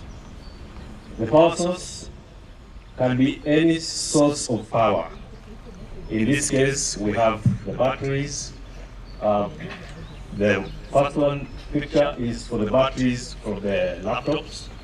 Second one is the normal size B batteries that we have. The second item we have on the list is an initiator. An initiator is a precursor to an explosive device. We have three levels of the initiator. We have a military grade, which you have shown in the picture. We have a commercial grade. So the commercial grades are what we use when we are drilling our local boreholes, when we are doing the quarry. I know you've heard of incidents where the terrorists have attacked people who are working at the quarry, and you're wondering why they will attack persons working at the quarry. Somebody is working very hard, sweating and everything. This is what they are looking for, because it is not easy to find them, but they know who has them and who uses them. The last one is the improvised. If they could not get a hold of the military grade, commercial, they will improvise. And the improvisation is dependent on the imagination of the bomb maker. Then the third phase, we have the explosive material. Same on the explosive material, we have military grade and commercial.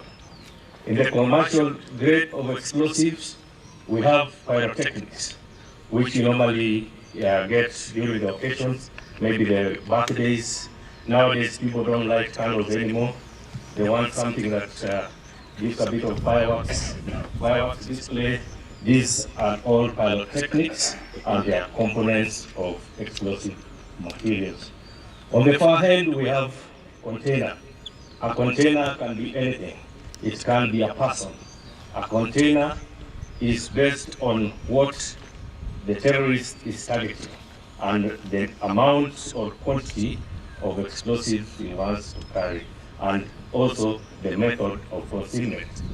So for this, we have used a metal container that can be found locally around. The other part we have are the enhancements. So these enhancements are what now cause harm or injure to persons, because the explosive alone will cause a blast, but the effect, for it to have a greater effect, they enhance the effect of the explosive by putting in small items in them. What I've displayed there is small ball bearings. These are bicycle bearings. They are found in the market. One packet goes for around 50 shillings. So these are all items that we have on a day-to-day basis. They can use bolts and nuts. They can use scrap metal to enhance the effect. of the explosives. And this is what actually causes most injury or damage. The second one is the one that we have used, just the wireless, joined together with a tape, provided with an explosive canister in a container, and it causes the effect. Lastly, we have the switches. So these switches are many, and they are all over. You can use the bed switch. We can use an improvised switch. For example, this one, just using two hacksaw blades provided with a circuit and a power source. Once the circuit is completed, it will act. These are mainly placed maybe on the doorways where somebody is coming in, and they are mainly victim of targeted. The person who is targeted is the person who causes this device to function. We have other switches improvised, like the hanging pegs, put two wires in between, a small wire, a fishing line, I doubt you can see it, can be put across an area. When you go across, you cause the device to function. We can use the syringe also. It just depends on the imagination of the person creating the device. And lastly, we have the motorcycle alarm. The motorcycle alarm falls in the category of remote control devices. They can use a mobile phone, they can use motorcycle alarm, they can use SCADA switches and the likes. The reason why we are taking our security officers through all these items is so that they can be able to know what it is they are looking for. And so that they can be able to tell if we have one plus the other, it equals something. The other phase that we train them on is now when you found the item, what next? Can I get a volunteer? When an item has been found, what next? So we train them on the phases when a device has been found or a suspicious item has been found. The person who finds these items or notes a suspicious item reports the item as life-threatening, controls the area, clears the area of any person, and calls for other security apparatus to come to his assistance. And he must wait in that area. The reason why he must wait in that area, he is the one who has seen what is suspicious.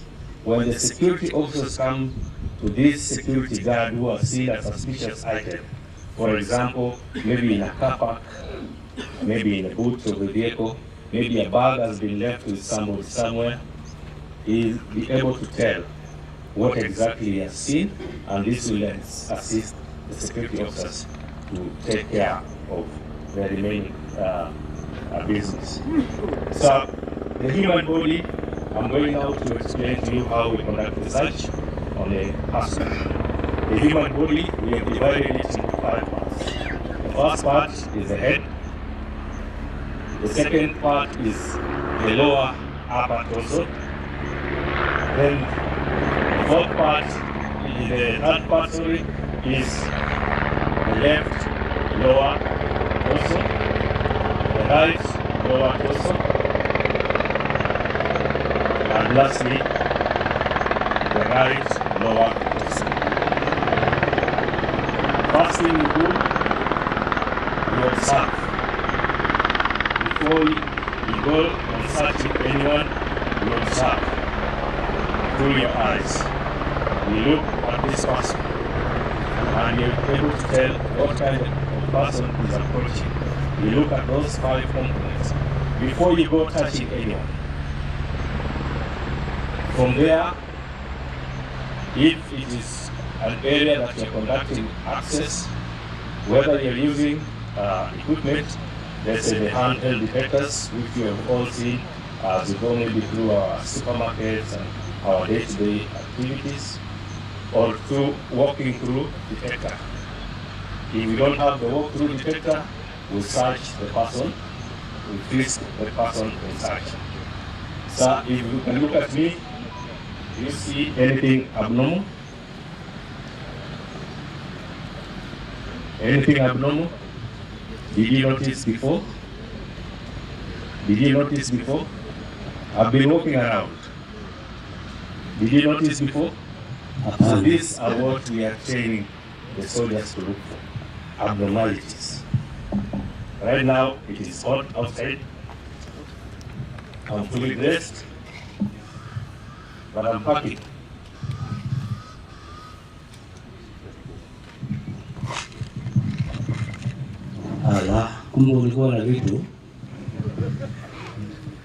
There is no cause of alarm.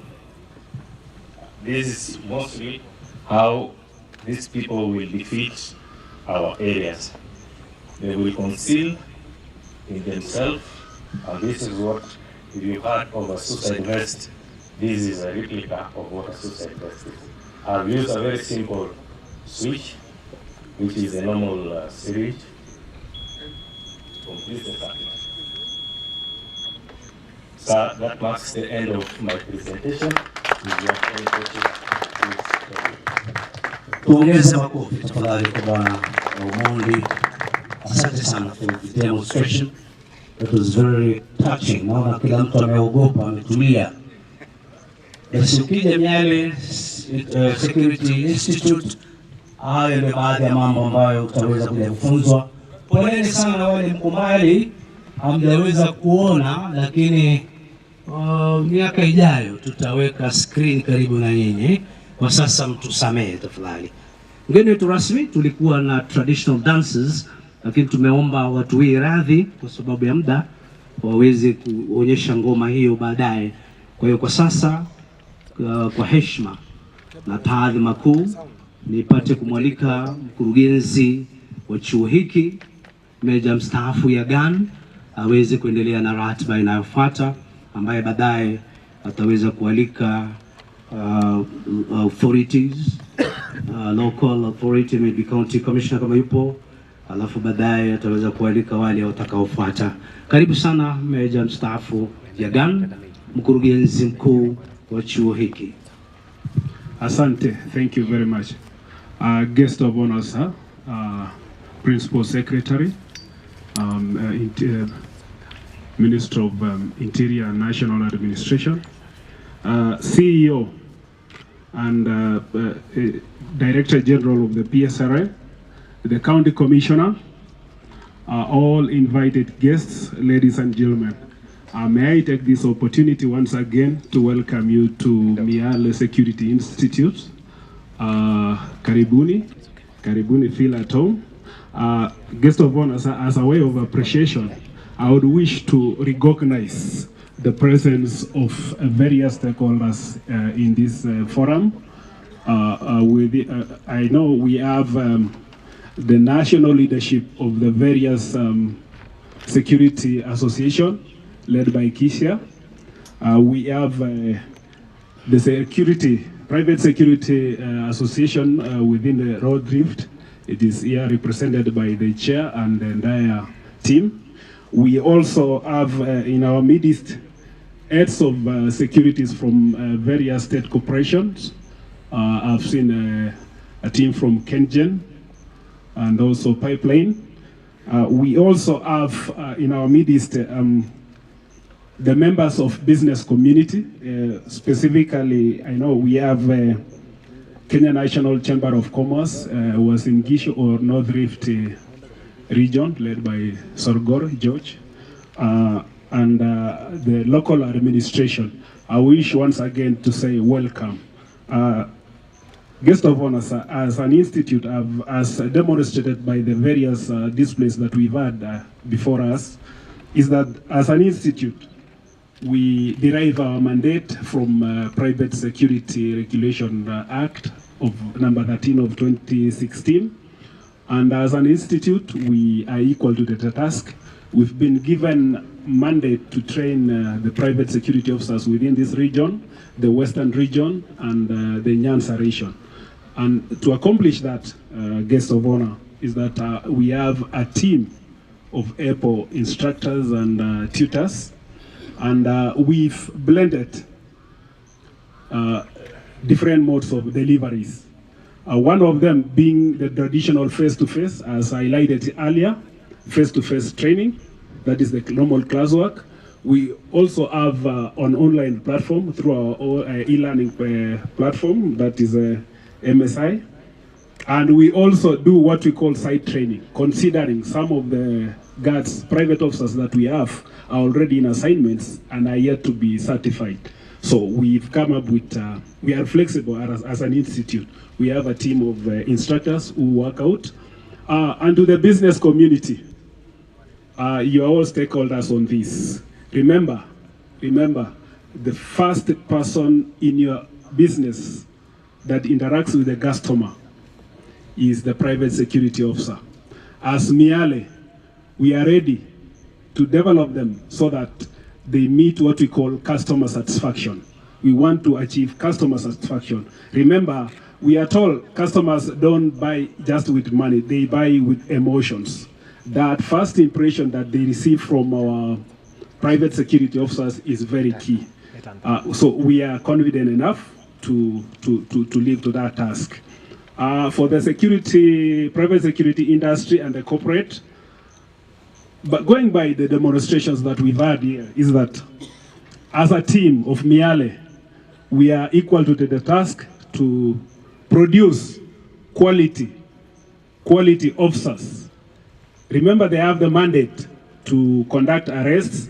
So we are saying our officers should be able to operate professionally, right from their assignments all the way, if need be, to the courtrooms, and they should be able to deliver. So, guest of honor, with those few remarks, may I now welcome the County Commissioner Uasin Gishu, Dr. Nyale. Welcome, sir. Thank you so much.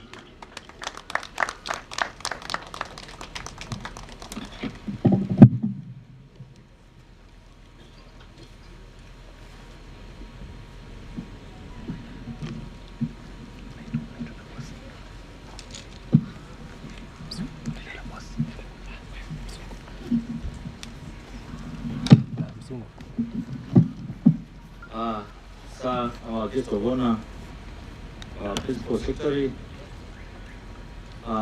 leo kuna furaha nyingi kwamba umepata nafasi ya kuwa pamoja nasi. Ukweli kabisa ni kwamba tumetamani sisi wakaji wa Uasin Gishu kwa jumla ya kwamba uweze kuwa pamoja nasi angalau sherehe moja, na siku ni leo. Vivyo hivyo kuhusu sherehe ya leo, ni kwamba nakumbuka vizuri ya kwamba katika safari hii ya kuanzisha Private Security Regulatory Authority ilikuwa safari ambayo iko na changamoto nyingi, na mahali tumefika kweli ni Mungu. Nakumbuka vizuri pamoja na kaka Fazul vile tulivyoanza safari hii, na nakumbuka wakati uliponituma hapa kama miezi miwili mitatu hivi, viongozi hawa, the directors and the officials of the private security service providers walikuja ofisi, wakasema sisi tumeomba kwa siku nyingi ya kwamba tuweze kuwa na ofisi katika maeneo haya ya mkoa, hata pia katika gatuzi hili kishikilia North Rift. Basi muda mfupi tu nikaongea na kaka Fazul pale, sio nashukuru. Akasema Nyale, tunajua ya kwamba kazi hii lazima tuifanye na tutafungua ofisi katika sehemu. Je, uko na ofisi? Kawaambia hiyo ni kazi kidogo, lazima tupate ofisi. Na tukapata ofisi na akatuma officers pale, na saa hii huduma inapeanwa kwa urahisi, ambapo ninasimamia katika Rift Valley nzima, kwa sababu hii ofisi ambayo tumefungua hapa Eldoret inashikilia North Rift, South Rift na Central Rift yote. Na hivyo basi ni kushukuru wewe afande mgeni wetu wa heshima kwa kuweza kuona ubora na kwamba huduma hii iweze kuletwa karibu. Naamini viongozi hawa wako tayari na wanafurahia. Kwa hivyo kwa sahihi ofisi hii imefanya kazi, imeweza kuhamasisha kupitia kwa interactive barazas ambazo tumekuwa nazo, tukenda kuhamasisha ofisi kuwepo na ofisi, hatimaye pia kuweza kuwa na nafasi ya kuregister hizi kampuni ambazo zinapeana usalama. Na tunashukuru imeweza kuregister kiwango fulani, ambapo kuona kwamba kuna great impact in terms of sensitization and also registrations of the organizations. Otherwise singeweza kuwa na mambo mingi. Naomba, najua tuko pamoja kila wakati, tutapata nafasi kupitia kwa kaka Fazulu hapa, tujenge ofisi ambayo inaangalia na iko na sura. Kwa hayo machache na furaha nyingi, niweze kusimamisha the county security teams ambao tunafanya kazi pamoja nao. Tafadhali muweze kusimama, maanisha kwamba tunafanya kazi pamoja, na hata vile unavyoona kwamba usalama upo imara ni kwa ajili ya umoja na ushirikiano ambao tuko nao katika sehemu hii. Basi hapa tuko na kaka yetu kabisa, iko chonjo kabisa, County Police Commander Benjamin Mwadhi mwenyewe. Asante. Pale tuko na County Intelligence Coordinator Kaimba, kaka yetu pale, na pale County Criminal Investigation Coordinator ambaye ni Peter Mwadhi kabisa, na kaka yangu pale na strip pale wameshika doria. So afande na ile pia prison iko pamoja. Hii ni timu iko imara kwa huduma katika sehemu na mambo ya usalama. Otherwise naomba tu kwa heshima uniruhusu niweze kumkaribisha mwakilishi wetu wa governor ambaye angekuwa pamoja nasi, na si mwingine bali ni county secretary ambaye pia ni mmoja wetu. Kwa hivyo karibu kaka Bet. Asante. Labda chukua nafasi baadaye. Mgeni wetu wa heshima siku ya leo, the Principal Secretary Interior and National Administration, Director kutoka Private Security Regulatory Authority, maafisa wa serikali wote ambao wako hapa pamoja na wananchi wote, hamjambo. Vile kaka wetu Commissioner amesema, niko hapa kwa niaba ya uongozi wa serikali ya county. I'm here on behalf of the governor and the deputy governor. They received information about this function, but because of other duties ambazo zilikuwa zimepangwa, kulikuwa na mkutano kule Trans Nzoia ya Regional Economic Block, na pia tuko na maafisa ambao wametoka Nairobi kwa shughuli ya preparation of the devolution conference. Hawakuweza kufika na wakatuma nije hapa kwa niaba yao. Kwa hivyo naomba bwana PS upate hizo apologies kutoka kwa hao viongozi. Thank you very much. And I also want to say that as a county government tunafurahi and kujumuika na nyinyi katika hafla hii ya siku ya leo ya uzinduzi huu, na pia tunatambua role ama jukumu la private security firms. We recognize the role they play in our society. Na sisi kama serikali ya county, we are also consumers of the services of the private security firms. Katika installations zetu za county, in some of our installations we have engaged some private firms to guard those installations, and we do pay them and we work with them. Kwa hivyo we are also a stakeholder as a county government. Bwana Piers, I just want to say that as a county government we are working very closely with the national government officials at county level. We are working very closely with the county commissioner and his team and other officials of the national government at county level. Nafanya kazi kwa ushirikiano in areas where intergovernmental approach is required, we have been working very closely together, including the sensitization on issues of illicit brews and drugs, ambayo His Excellency the Deputy President has been spearheading. We have been working on that. Recently we had a joint meeting ambayo tulijaribu kuangalia mikakati ambayo tunaweza kutumia kupigana na janga hilo, na kama serikali ya county tumeendelea kutoa usaidizi where we are required to provide support. Where we have resource challenges, we have also shared resources. So we shall continue with that spirit, as our constitution clearly states that the two levels of government shall be working in consultation and cooperation. We have adopted that and we are working in that manner. Otherwise, we welcome you to our county na tunakukaribisha. His Excellency the Governor asked me to inform you that he is inviting you to visit the county again, just to monitor the preparedness of the county to host the devolution conference in August. So otherwise, with those few remarks, thank you very much. I'm actually one of your officers in Interior, only on secondment to the county government. Thank you.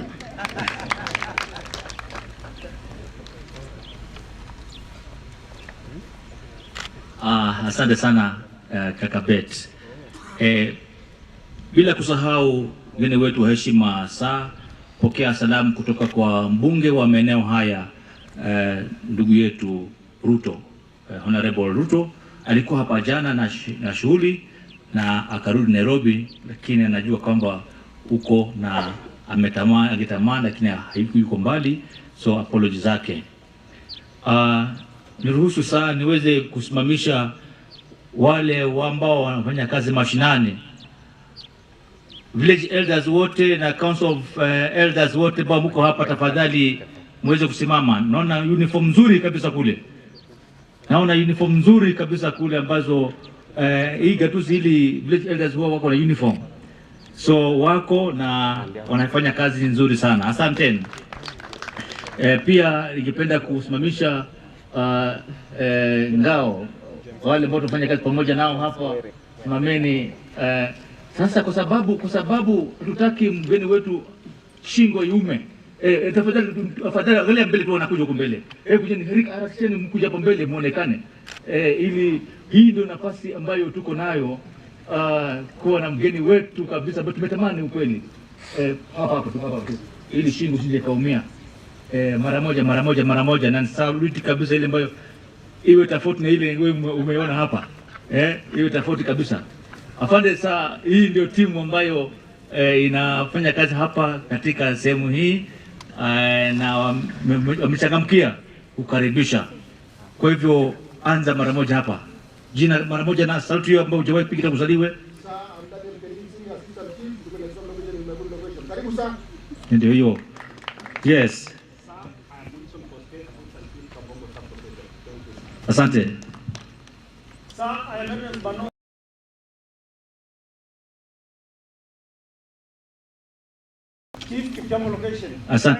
Asante. Kaka Mwandawiri, unaonaje hiyo? Kaka Mwandawiri, unaonaje hiyo? Ile chonjo kabisa, si kama ile tulikuwa tumeona. Tuko pamoja. Sir, I'm Kiprono Cleophas, Assistant Chief Langas Application. Thank you, sir. Sir, I'm Henry Tarus, Assistant Chief Songolia Application. Thank you, sir. Asante. Naangalia agenda pia, tuangalie masuala ya agenda pia, si mbaya. Tuko sawa. Sir, I'm Rebecca Kogo, Senior Chief Capsule Location. Thank you, sir. You were there last Sunday. Yes. Asante. Sir, I'm Zipporah Tarus, Chief Ngeria Location. Karibu sana. This is Ngeria. Asante. Sir, I am William Bambok, Chief Megun Location, sir. Thank you. Asante. Sir, I am Jonathan Onyonyi, Assistant County Commissioner, Pioneer Division. Thank you, sir. Asante. Wow. Sir, I'm Naswa Emma, Assistant County Commissioner, Kapseret Division. Thank you, sir. Asante. Sir, I'm Juguna Grace, ACC Kapseret Headquarters. Asante. Morning, sir. I'm Victor Chola, Assistant County Commissioner, Pioneer Division. Karibu sana. Asante. I'm John Opondo, Senior Assistant County Commissioner, Kapseret Sub-County. Thank you, sir. Huyo anashikilia acting DCC kwa sahihi. Sir, I'm Sarah Kendagor, Assistant County Commissioner 1, County Commissioner's Office. Thank you, sir. Asante. Afande hawa kwa salamu na kuwaona peke yake ni motivation ile ambayo leo kazi tangara ile ambayo haijafanyika siku nyingine. Asante. Asante. Hapo shwari kabisa. Asante. Chairman wa officials wa the private security service providers, dakika moja tafadhali ili tumweze kuita mgeni wetu wa sherehe. Masaa imeenda. Chairman, kwa dakika moja tafadhali kwa heshima kuu. Thank you, Bwana Commissioner. Our Chief Guest, our PS for Internal Security, Mr. Raymond Omola. Our CEO, Mr. Mohammed.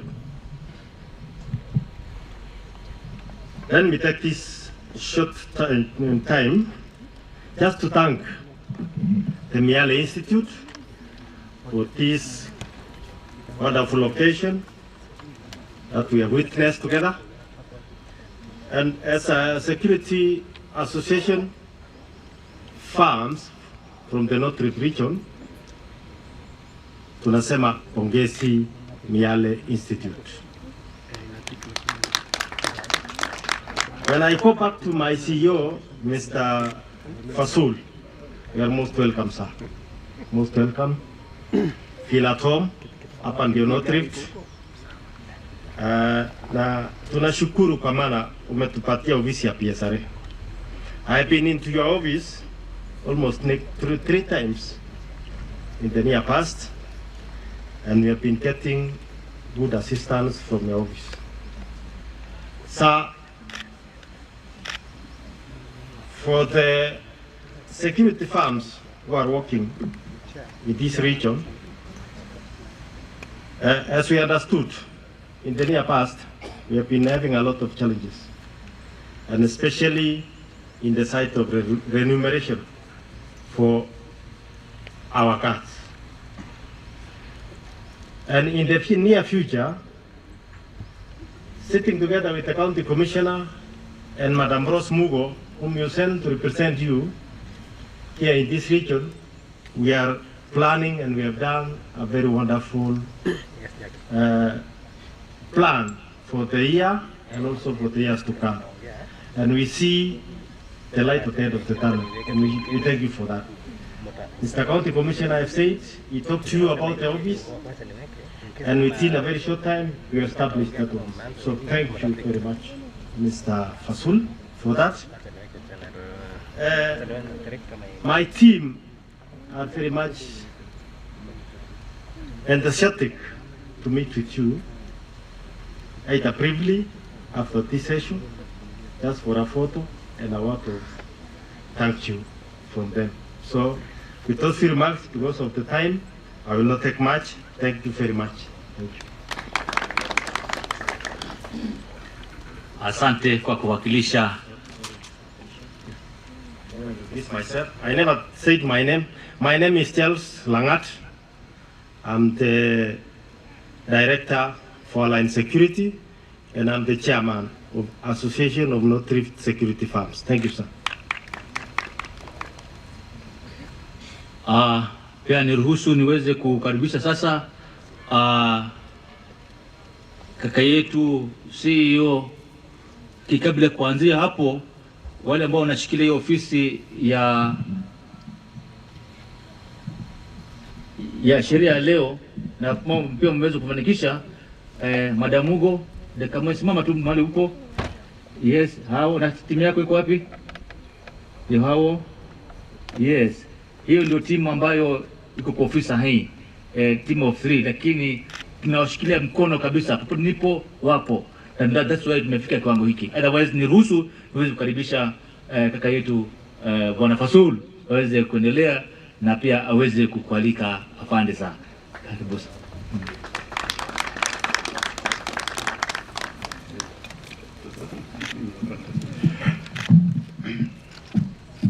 Our guest of honor, sir, at think as a region, they must be the most privileged region to have witnessed your inaugural visit. Ni kweli? Mumpigie makofi sasa. Actually, this is the first private security institution that the PS is visiting, but he has promised that atakuwa na mimi tukifuatana unyo kwa unyo.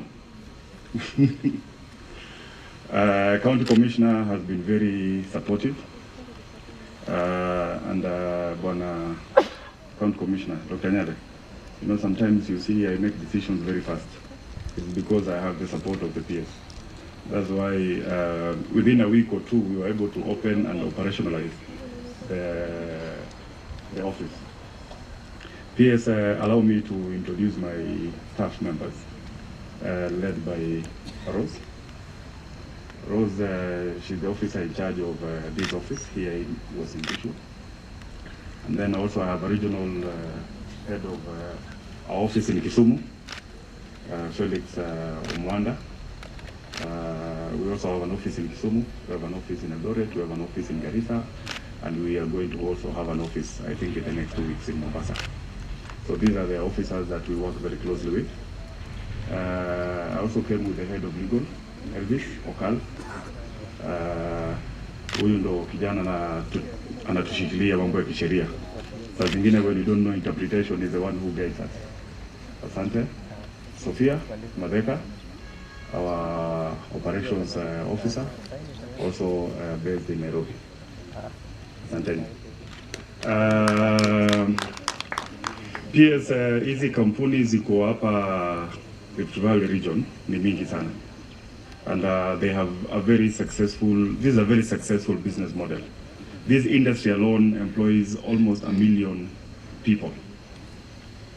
And they have an annual capitation of almost 100 billion Kenya shillings. Simujipige makofi. Lakini ukiona hivi wanaweza kaa ni kama ana kitu kama huyu kwanza. But ni watu kwa mfuko wako sawa kabisa. The importance of the private security officers cannot be understated. You know, umuhimu wa hawa askari ilianza kitambo sana. Ukitaka kujua umuhimu wake, hata wale walishuhudia kufufuka kwa Bwana Yesu, alikuwa ni nani? Alikuwa ni askari, si ndio? Simujipige makofi. And they were the ones, they were the Roman soldiers. Sini hawa tu ama kuna wengine. So today is not my day. I'm just preparing the way for my PS, my boss, to come here. And I also want to sincerely thank Miala Institute, led by Yagan. Simama, watu wakuone. Huyu anaweza piga simu 20 kwa siku in one single day. Now we expect nothing but the best. Yeah. So let me take this opportunity. It's now my humble duty and pleasure to welcome the Principal Secretary. Can we all be upstanding and welcome the PS?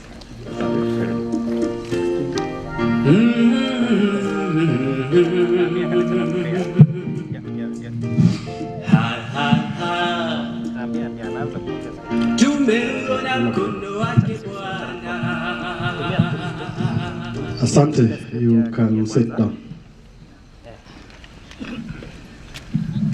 Now to Mr. Fazul Mohammed, the DG for the Private Security Regulatory Authority, Dr. Nyale, the County Commissioner for the great county of Uasin Gishu, the County Secretary of Uasin Gishu, the various heads of security agencies in government whom we work together, the CEOs, chairpersons of private security firms, officials who represent the private security workers, the private security professionals, and all private security officers.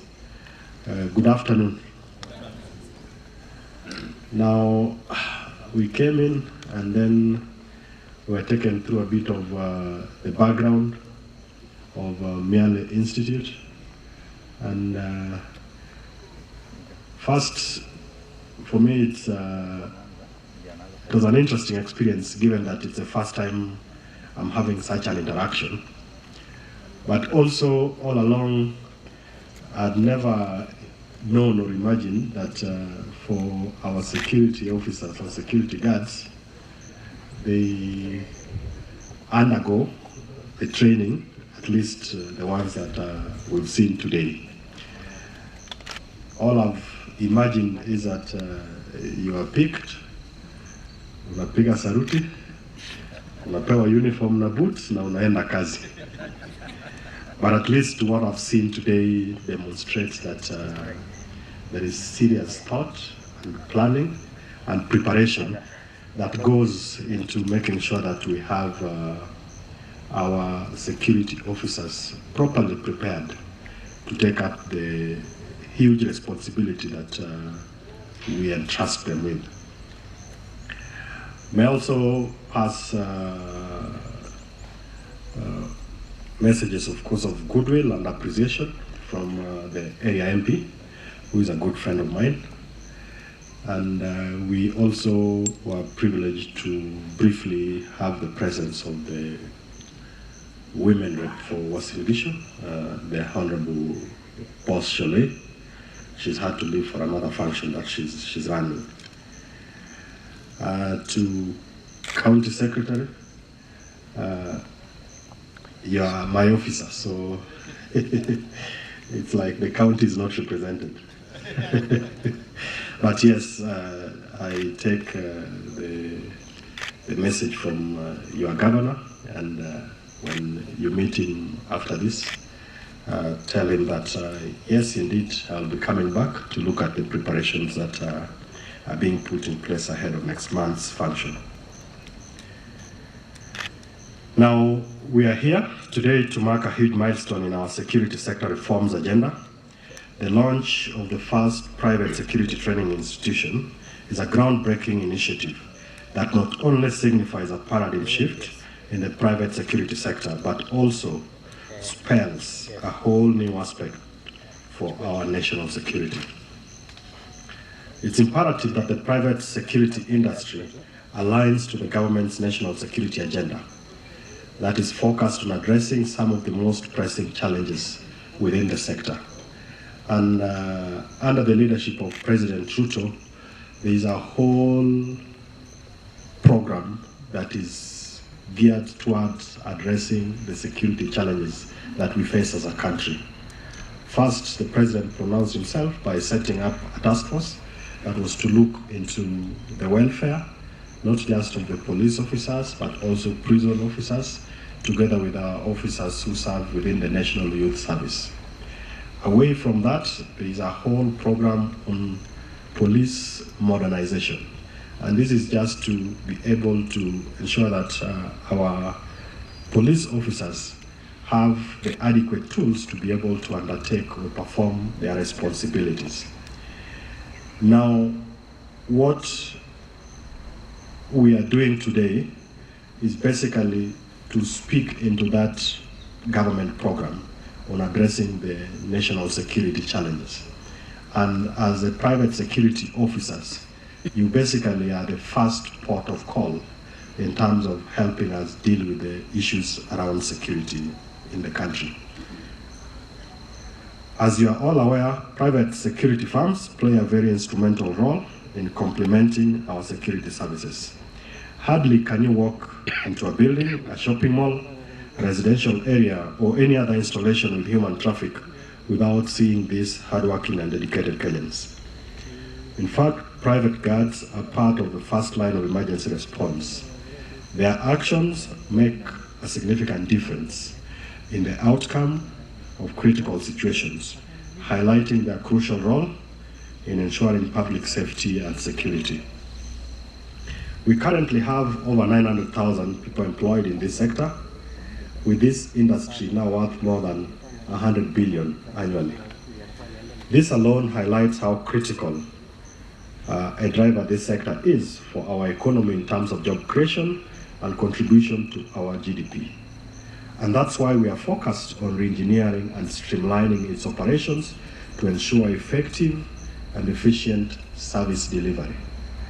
And as a ministry, one is that we must be able to give dignity to officers like the officers that we've seen today. And it begins, first of all, by ensuring that they're properly trained, but we must go beyond just the training. It has to be reflected in terms of how we remunerate them, in terms of how we look out for their welfare. And Chairman who's in charge of the private security organization in the North Rift, this is a challenge I want to throw to you and your colleagues, that we must ensure that we give dignity to our officers who offer security within the private space. At the heart of these security reforms is providing them with the right training so that they can detect, deter, and effectively respond to the current and emerging security threats appropriately.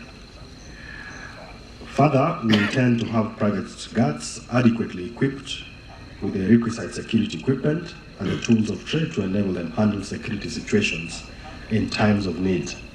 And we don't need to go any further. There's been a very good demonstration of what is possible when you work with the canine officers.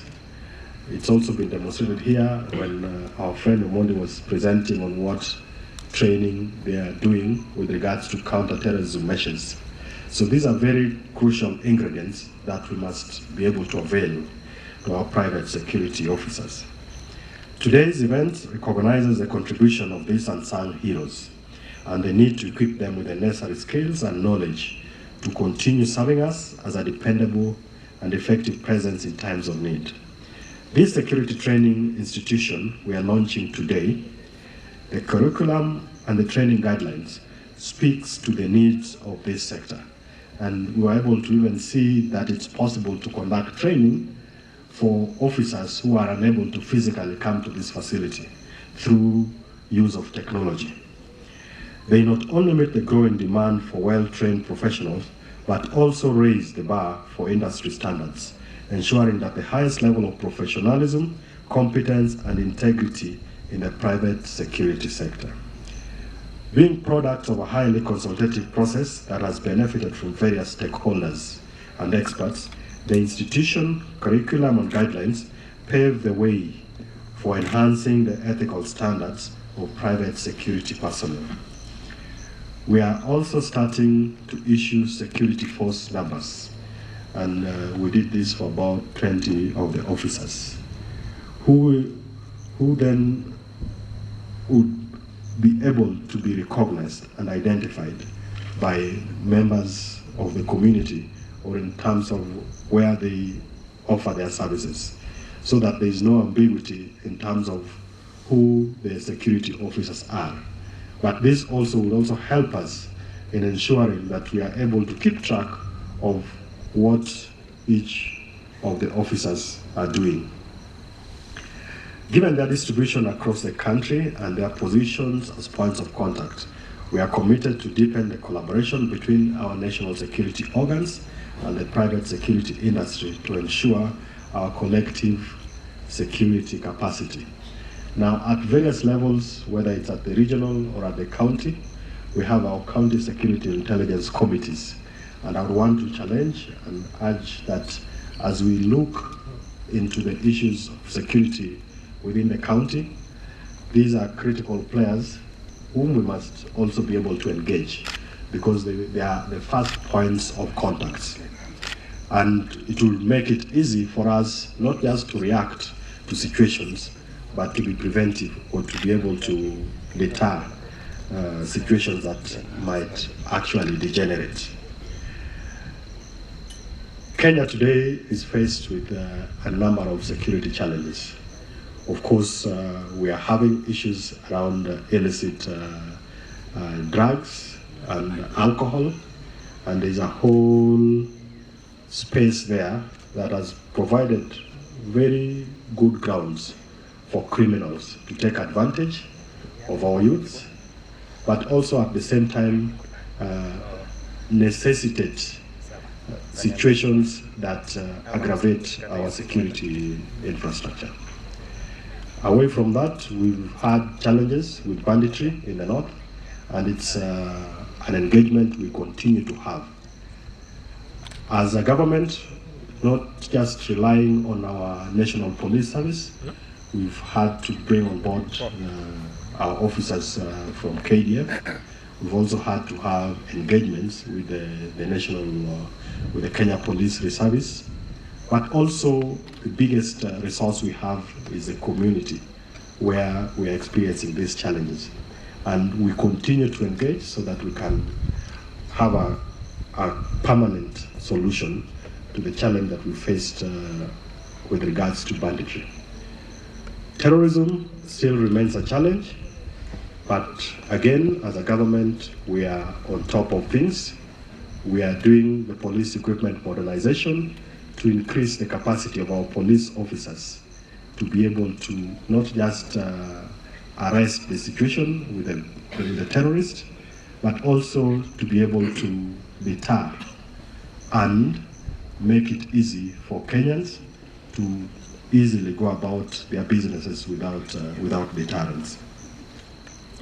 It therefore gives me great pleasure and honor to preside over the launch of Miale Security Training Institution. Of course, there's a robust curriculum that has been put together, as well as the training guidelines for this sector. And in a special way, I want to congratulate Miale Security Training Institute.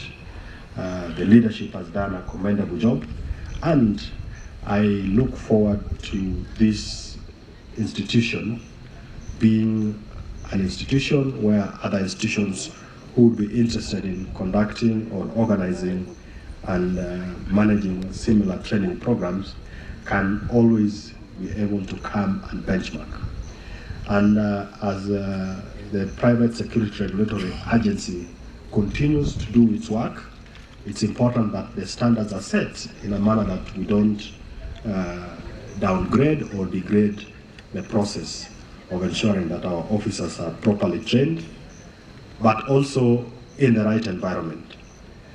I don't expect to see similar institutions coming up in spaces that is not conducive to conduct training.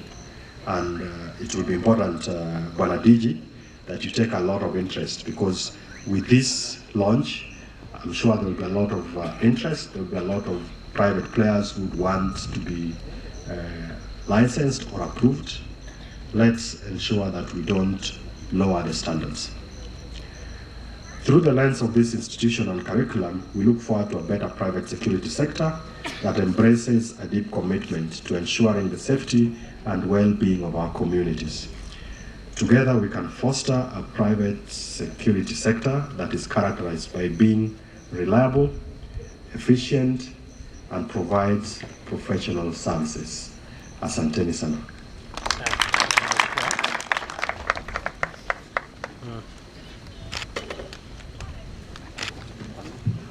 Basi asante sana mgeni wetu rasmi.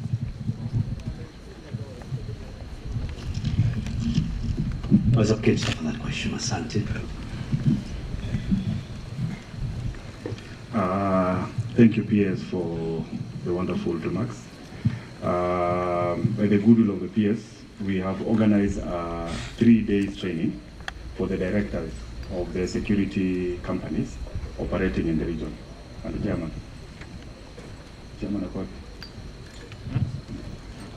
So I would request the directors and the various proprietors of private security companies to liaise with the Rose Mama, which come majina zao.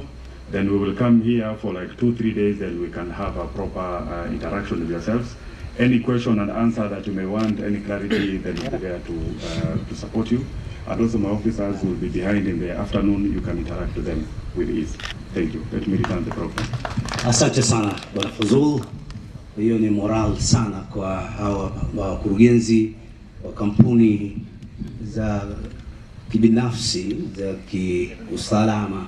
Bila shaka ni njia moja nzuri ya kuweza kufuata. Mgeni wetu rasmi, hivi sasa tunaenda kuweza kukamilisha ratiba ya siku ya leo.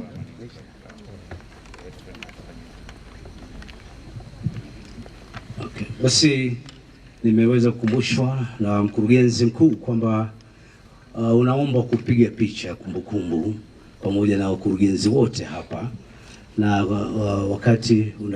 wakati huu nitauliza wale wanaohusika basi walete viti hapa mbele, tutapigia tu hapa uwanjani, alafu kisha wale wote wanaohusika basi nitaweza kuwaita mmoja mmoja, lakini kwanza kabisa PS utaweza kuandamana na DG na CEO na County Commissioner na Chair North Rift Private Security na hali kadhalika wale wageni wengine ambao tutaweza kuwafahamisha. Ila kwa sasa sijui kama wakati viti vinapangwa wale kina mama sijui traditional dance mko wapi? Mko mbali sana. Wamadhe muko? Asante sana.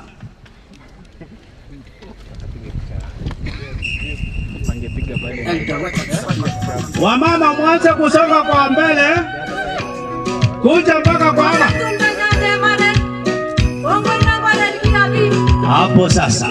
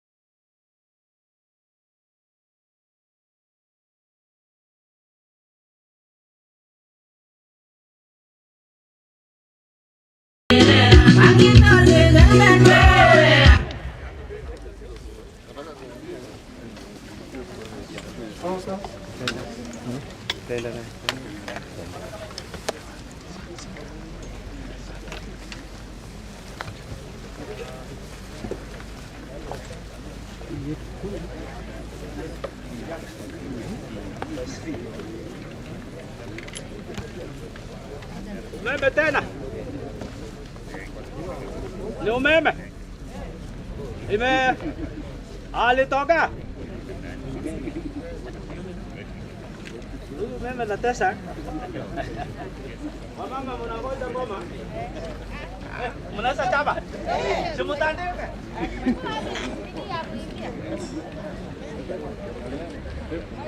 Mke yangu paso nasema na kula mzuri tu, kila mtu ajianze kuachilia ndege pesa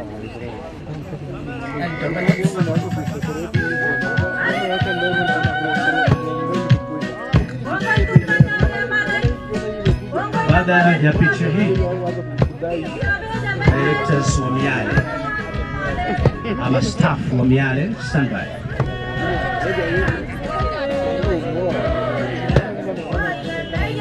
County Commissioner unabaki hapo hapo. Nyinyi muondoke. Miale instructors wa Miale, staff wa Miale, alafu directors wa kampuni za private security standby for after the staff wa Miale. Staff wa Miale harakisha, nani amebaki wa Miale? Usibaki nyuma. Angalia kamera tafadhali. Angalia kamera, lady cameraman. Staff wa Miale. Oh yes, staff wa Miale. Directors wa private security. Picha yenu tafadhali. Directors wa private security. Alafu local authority standby. Local ngojeni kidogo baada ya directors. Kidogo county commissioners, county.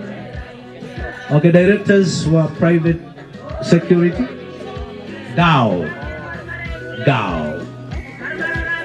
sasa. Asante. Angalia cameraman na camera lady.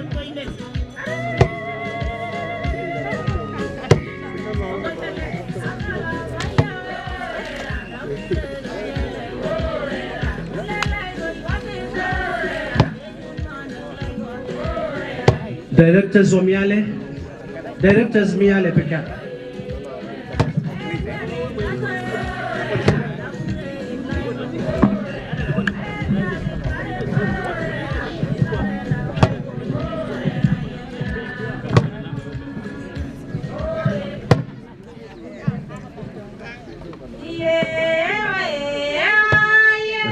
Tutarudi kwa mahali, turudi kwa dais geni rasmi.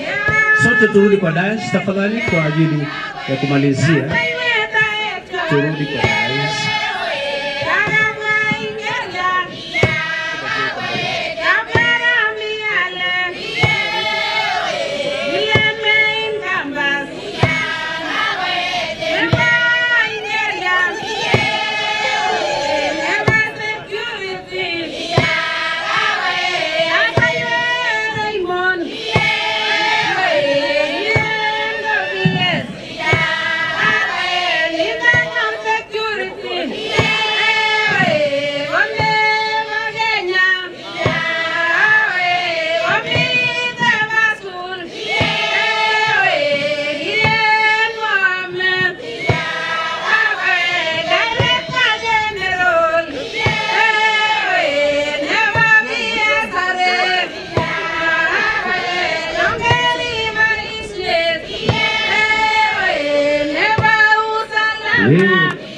Mgeni rasmi amepewa mkuki wa Warriors.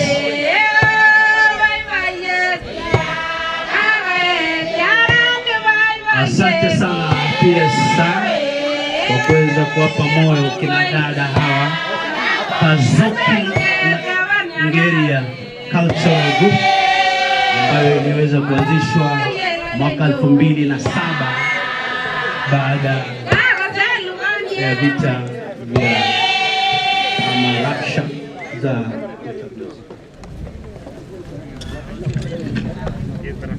basi. Tutulie kidogo tafadhali.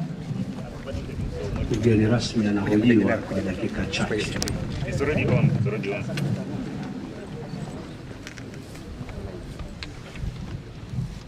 Kosa.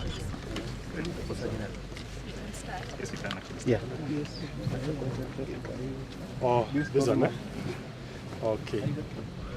So, good afternoon, everybody. Good afternoon. So, today we came to Uasin Gishu as a ministry, but also as players within the security sector, but also the community of Rift Valley and Uasin Gishu, but also the private sector players in the North Rift region.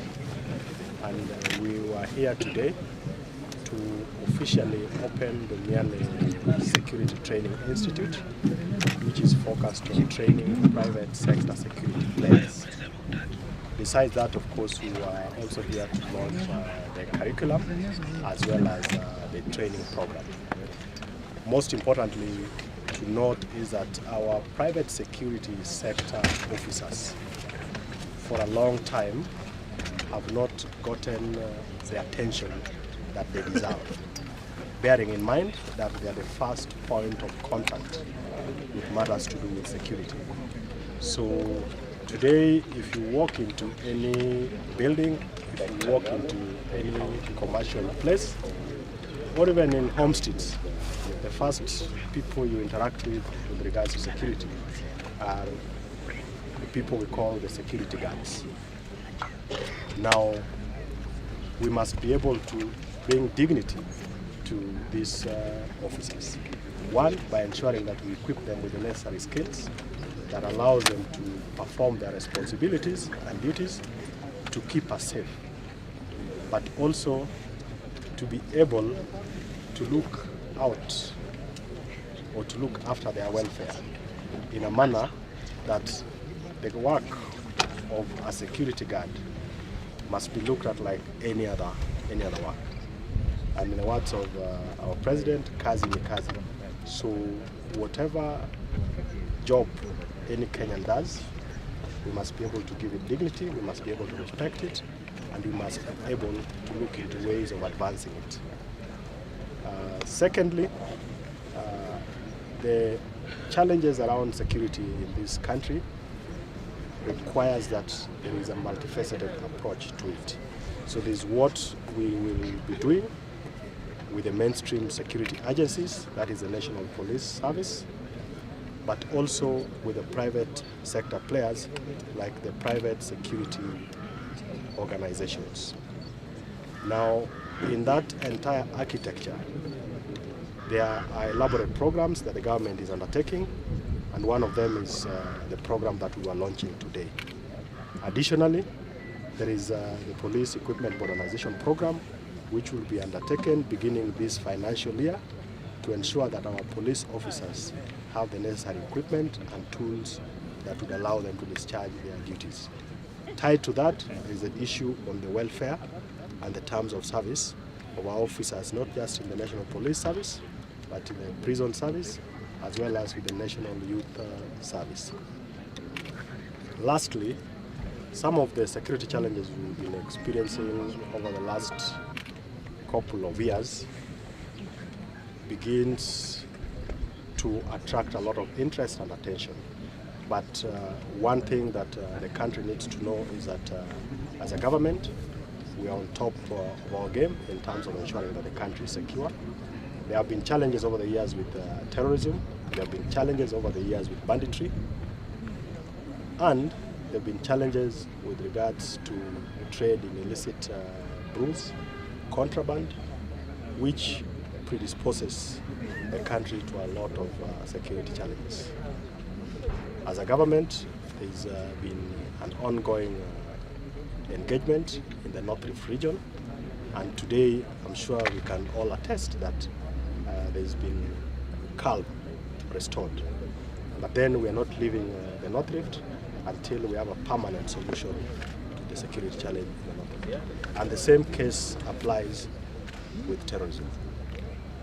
Thank you. A couple of questions, Bwana PS. One, you've said that, my name is Achola Simon, I work for KBC. You've said that the private security guards are going to play a crucial role in terms of just ensuring that there's security we avert and not actually be reactive. In terms of advancing their capability to actually be critical players in ensuring security, how far can we go in terms of training and also equipping them? Because there's been a debate in terms of equipping better so that then they can actually deal with the dynamics of insecurity. I think first of all, the most important thing is the training bit. The understanding of the security terrain, but also the security challenges which keep changing every other day. And today you've seen a demonstration of what is possible with regards to efforts around counter-terrorism. We don't have to have very sophisticated weapons as private security officers, or even the National Police for that matter, to be able to identify and even also offer deterrence in the fight against some of these vices. In terms of equipping, again, there are definitely robust state-of-the-art tools which this private security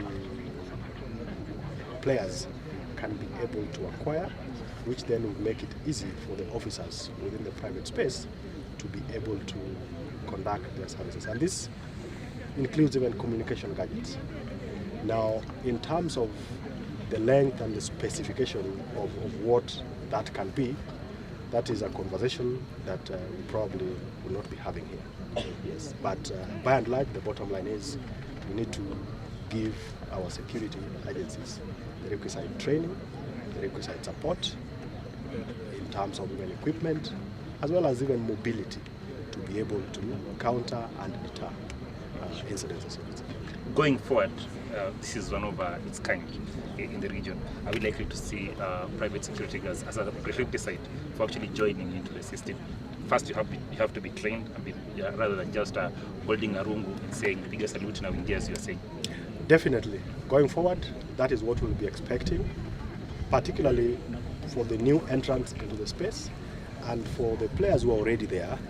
Then we will progressively be working with the Private Security Regulatory Authority to ensure that we equip them with the tools as per what is in the guidelines and in the curriculum, so that over time, and we need to have a conversation of how much time the private security players need to be able to comply. last question. You said that service number will be key going forward, because we also know that rotten apples are likely to be found in the system. What other measures are we putting in place to ensure that this first line defense is actually the integrity is up to? I want us to have a broader view to this. First, we must have our officers being identified so that they know that someone is watching and someone can hold them to account. But on the other side, the public must also be able to do their part, because you know something is going wrong and you're not able to bring it to the attention of our security officers, whether in public or in private. So these are some of the things that if we can work on together, so that we don't just leave the issue of security primarily in the hands of these private security officers, who are like our first point of contact. But we also take it upon ourselves to be proactive and engage, and where there are issues that needs to be dealt with, where there are excesses or otherwise, then again we have the appropriate channels for dealing with this. In the space of private security players, the Private Security Regulatory Agency is responsible for regulating that environment for private security officers. Thank you. Asanteni sana.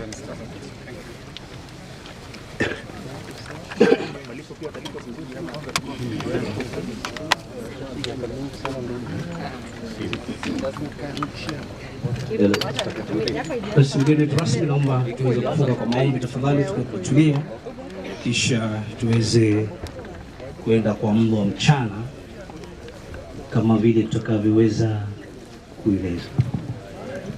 Okay.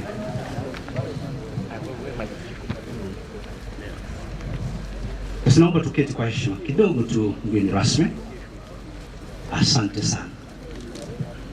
Niombe kwa heshima mgeni wetu rasmi ni mwalike Meja Murunga ambaye ni mkurugenzi msaidizi katika chuo hiki.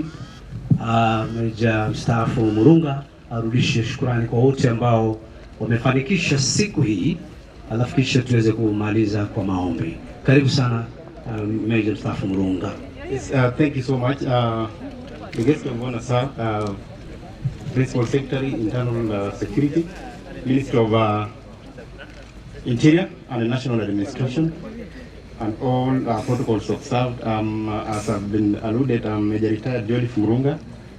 I'm the Co-Director, Miale Security Institute. Before I give out my vote of thanks, kindly allow me a few minutes. Where I come from, that is the Odorogo community in Mount Elgon and the larger Kalenjin community. Whenever you're visited by a guest, you always have to give him or her something small. So allow me a small bit of your time. I give you something that I have.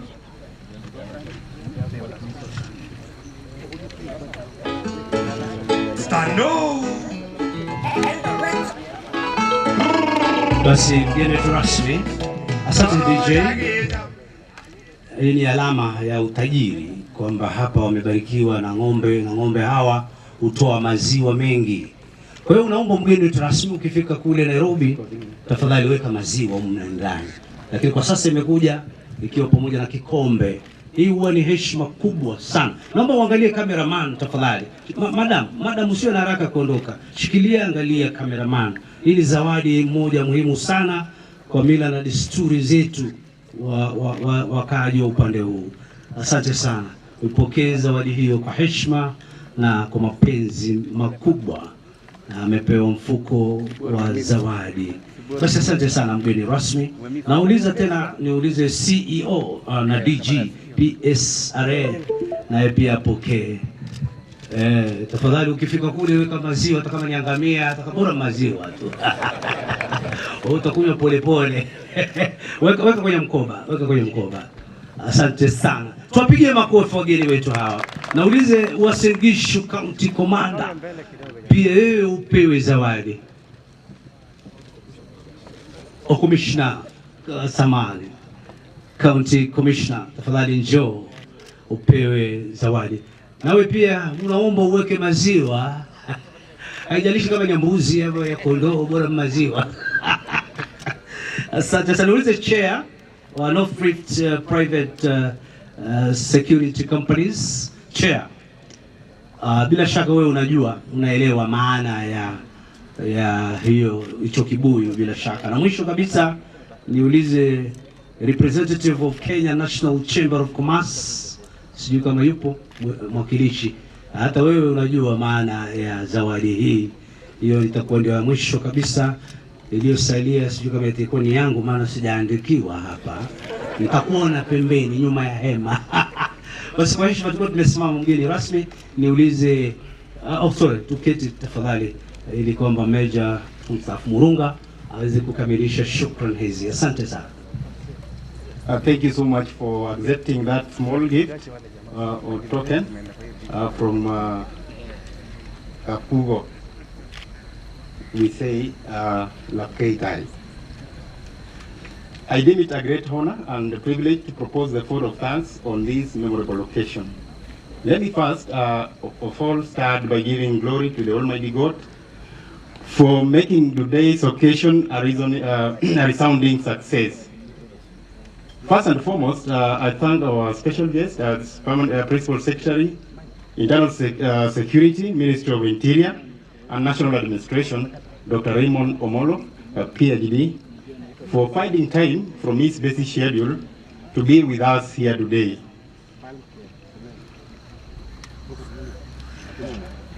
We are also grateful to the CEO and Director General of Private Security Regulatory Authority, Mr. Mohamed Fasoul, and the entire North Rift team led by Madam Rose for your valuable contribution to the Institute.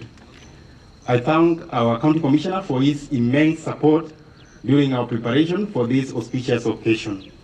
I also recognize the critical importance and contribution of the private security companies that have participated in this occasion today. Indeed, without your support, this institute will not be there even going forward. To the graduates of course 01-23, we are grateful that you chose our institute for your foundational training. Indeed, we shall endeavor to be part of you in your career progression. My heartfelt thanks also goes to Honorable Misha Kiprop, the owner of the property that the institute sits in, for finding it good enough to allow us to operate here. Indeed, what may not be enough to appreciate to give our appreciation to you, sir. We are also grateful to the clergy for their words of encouragement. Your able guidance has always encouraged us as the institute. I thank our principal and deputy principal for their unstinted support for this function.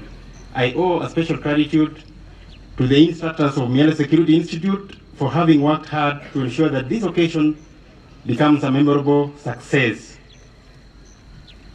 I thank all the distinguished invitees present here for accepting our invitation. I thank the members of the media for evincing interest in covering the event, and all good arts who work behind the screen. Last but not least, I thank you, my friends, for your cooperation in making this a resounding success. To my wife, Maxwilla, thank you for your unfettered support. Once again, I thank you all for your attention. Thank you. Tumuongezee makofi tafadhali mkurugenzi mwenza. Asante sana mgeni wetu rasmi, naomba kwa heshima tusimame kwa maombi ya kufunga rasmi hafla hii. Sote tusimame tafadhali kwa maombi tunapofunga. Na msiondoke tafadhali, nakumbushwa na mkurugenzi mkuu kwamba tuko na lunch ya kila mmoja wenu, na mnaomba kwa heshima tuvue kofia zetu, wale ambao tumevaa kofia, alafu tutamalizia, sijui kama bendi iko karibu kwa wimbo wa taifa, bendi ya jeshi, anzeni kusonga mbele tunapoendelea na maombi. Songeni kabisa paka hapa mahali kina dada wapo, alafu wakati mgeni wetu rasmi atakuwa anaondoka, basi kina mama tuendelee na ngoma. Karibu sana Reverend Kumai. Tuombe. Mungu wetu, tunakushukuru kwa sababu tulikuita masaa ya asubuhi. Asante kwa sababu umekuja katikati yetu Mungu wetu, na umetuwezesha kutekeleza ile wajibu ambao Mungu wetu ilikuwa mbele yetu. Kwa jina la Yesu Kristo, Mungu wetu, tunaweka msingi shule hii ili Mungu wetu ikuwe na mafanikio katika sekta ya security. Mungu, tunakuomba kwamba wale wote wahusika Bwana upate kuwasaidia, na Mungu wetu wacha neema yako na upendo wako uwe pamoja nasi. Tazama, tumefikia wakati ambapo Mungu wetu tunatamatisha mkutano huu. Tunajiachilia mikononi mwako ili tunapojiunga kusafiri sehemu tofauti tukipitia vyombo mbalimbali. Bwana, tunakuomba utupe safari njema. Asante Bwana wetu kwa sababu ya uongozi wako, wacha wema wako na utukufu wako na upendo wako uwe pamoja nasi mpaka wakati mwingine tutakapokutana tena. Sifa na utukufu sitakurudia, kwa jina la Yesu Kristo Bwana wetu. Amen. Amen. Basi tukiwa tumetulia hivyo, askari wote tuvae kofia zetu. Wale mnaweza kupiga salute, tupige kwa wimbo wa taifa, Jeshi la Wokovu.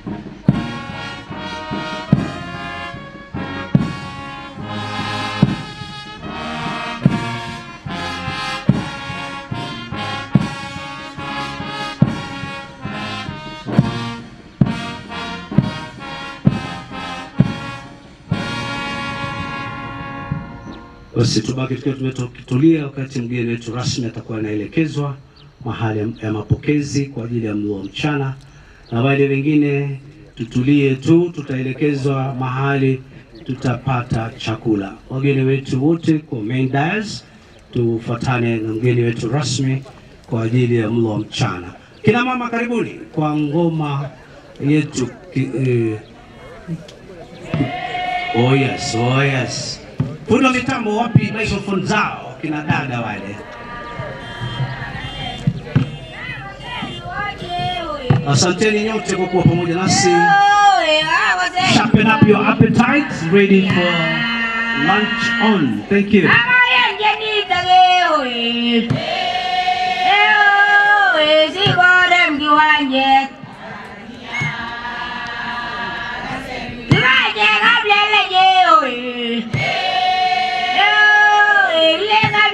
Tumage age bagin ge oi oi jage je koi saga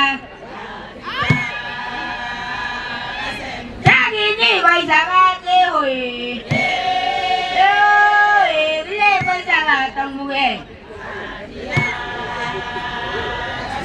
age je yu age te oi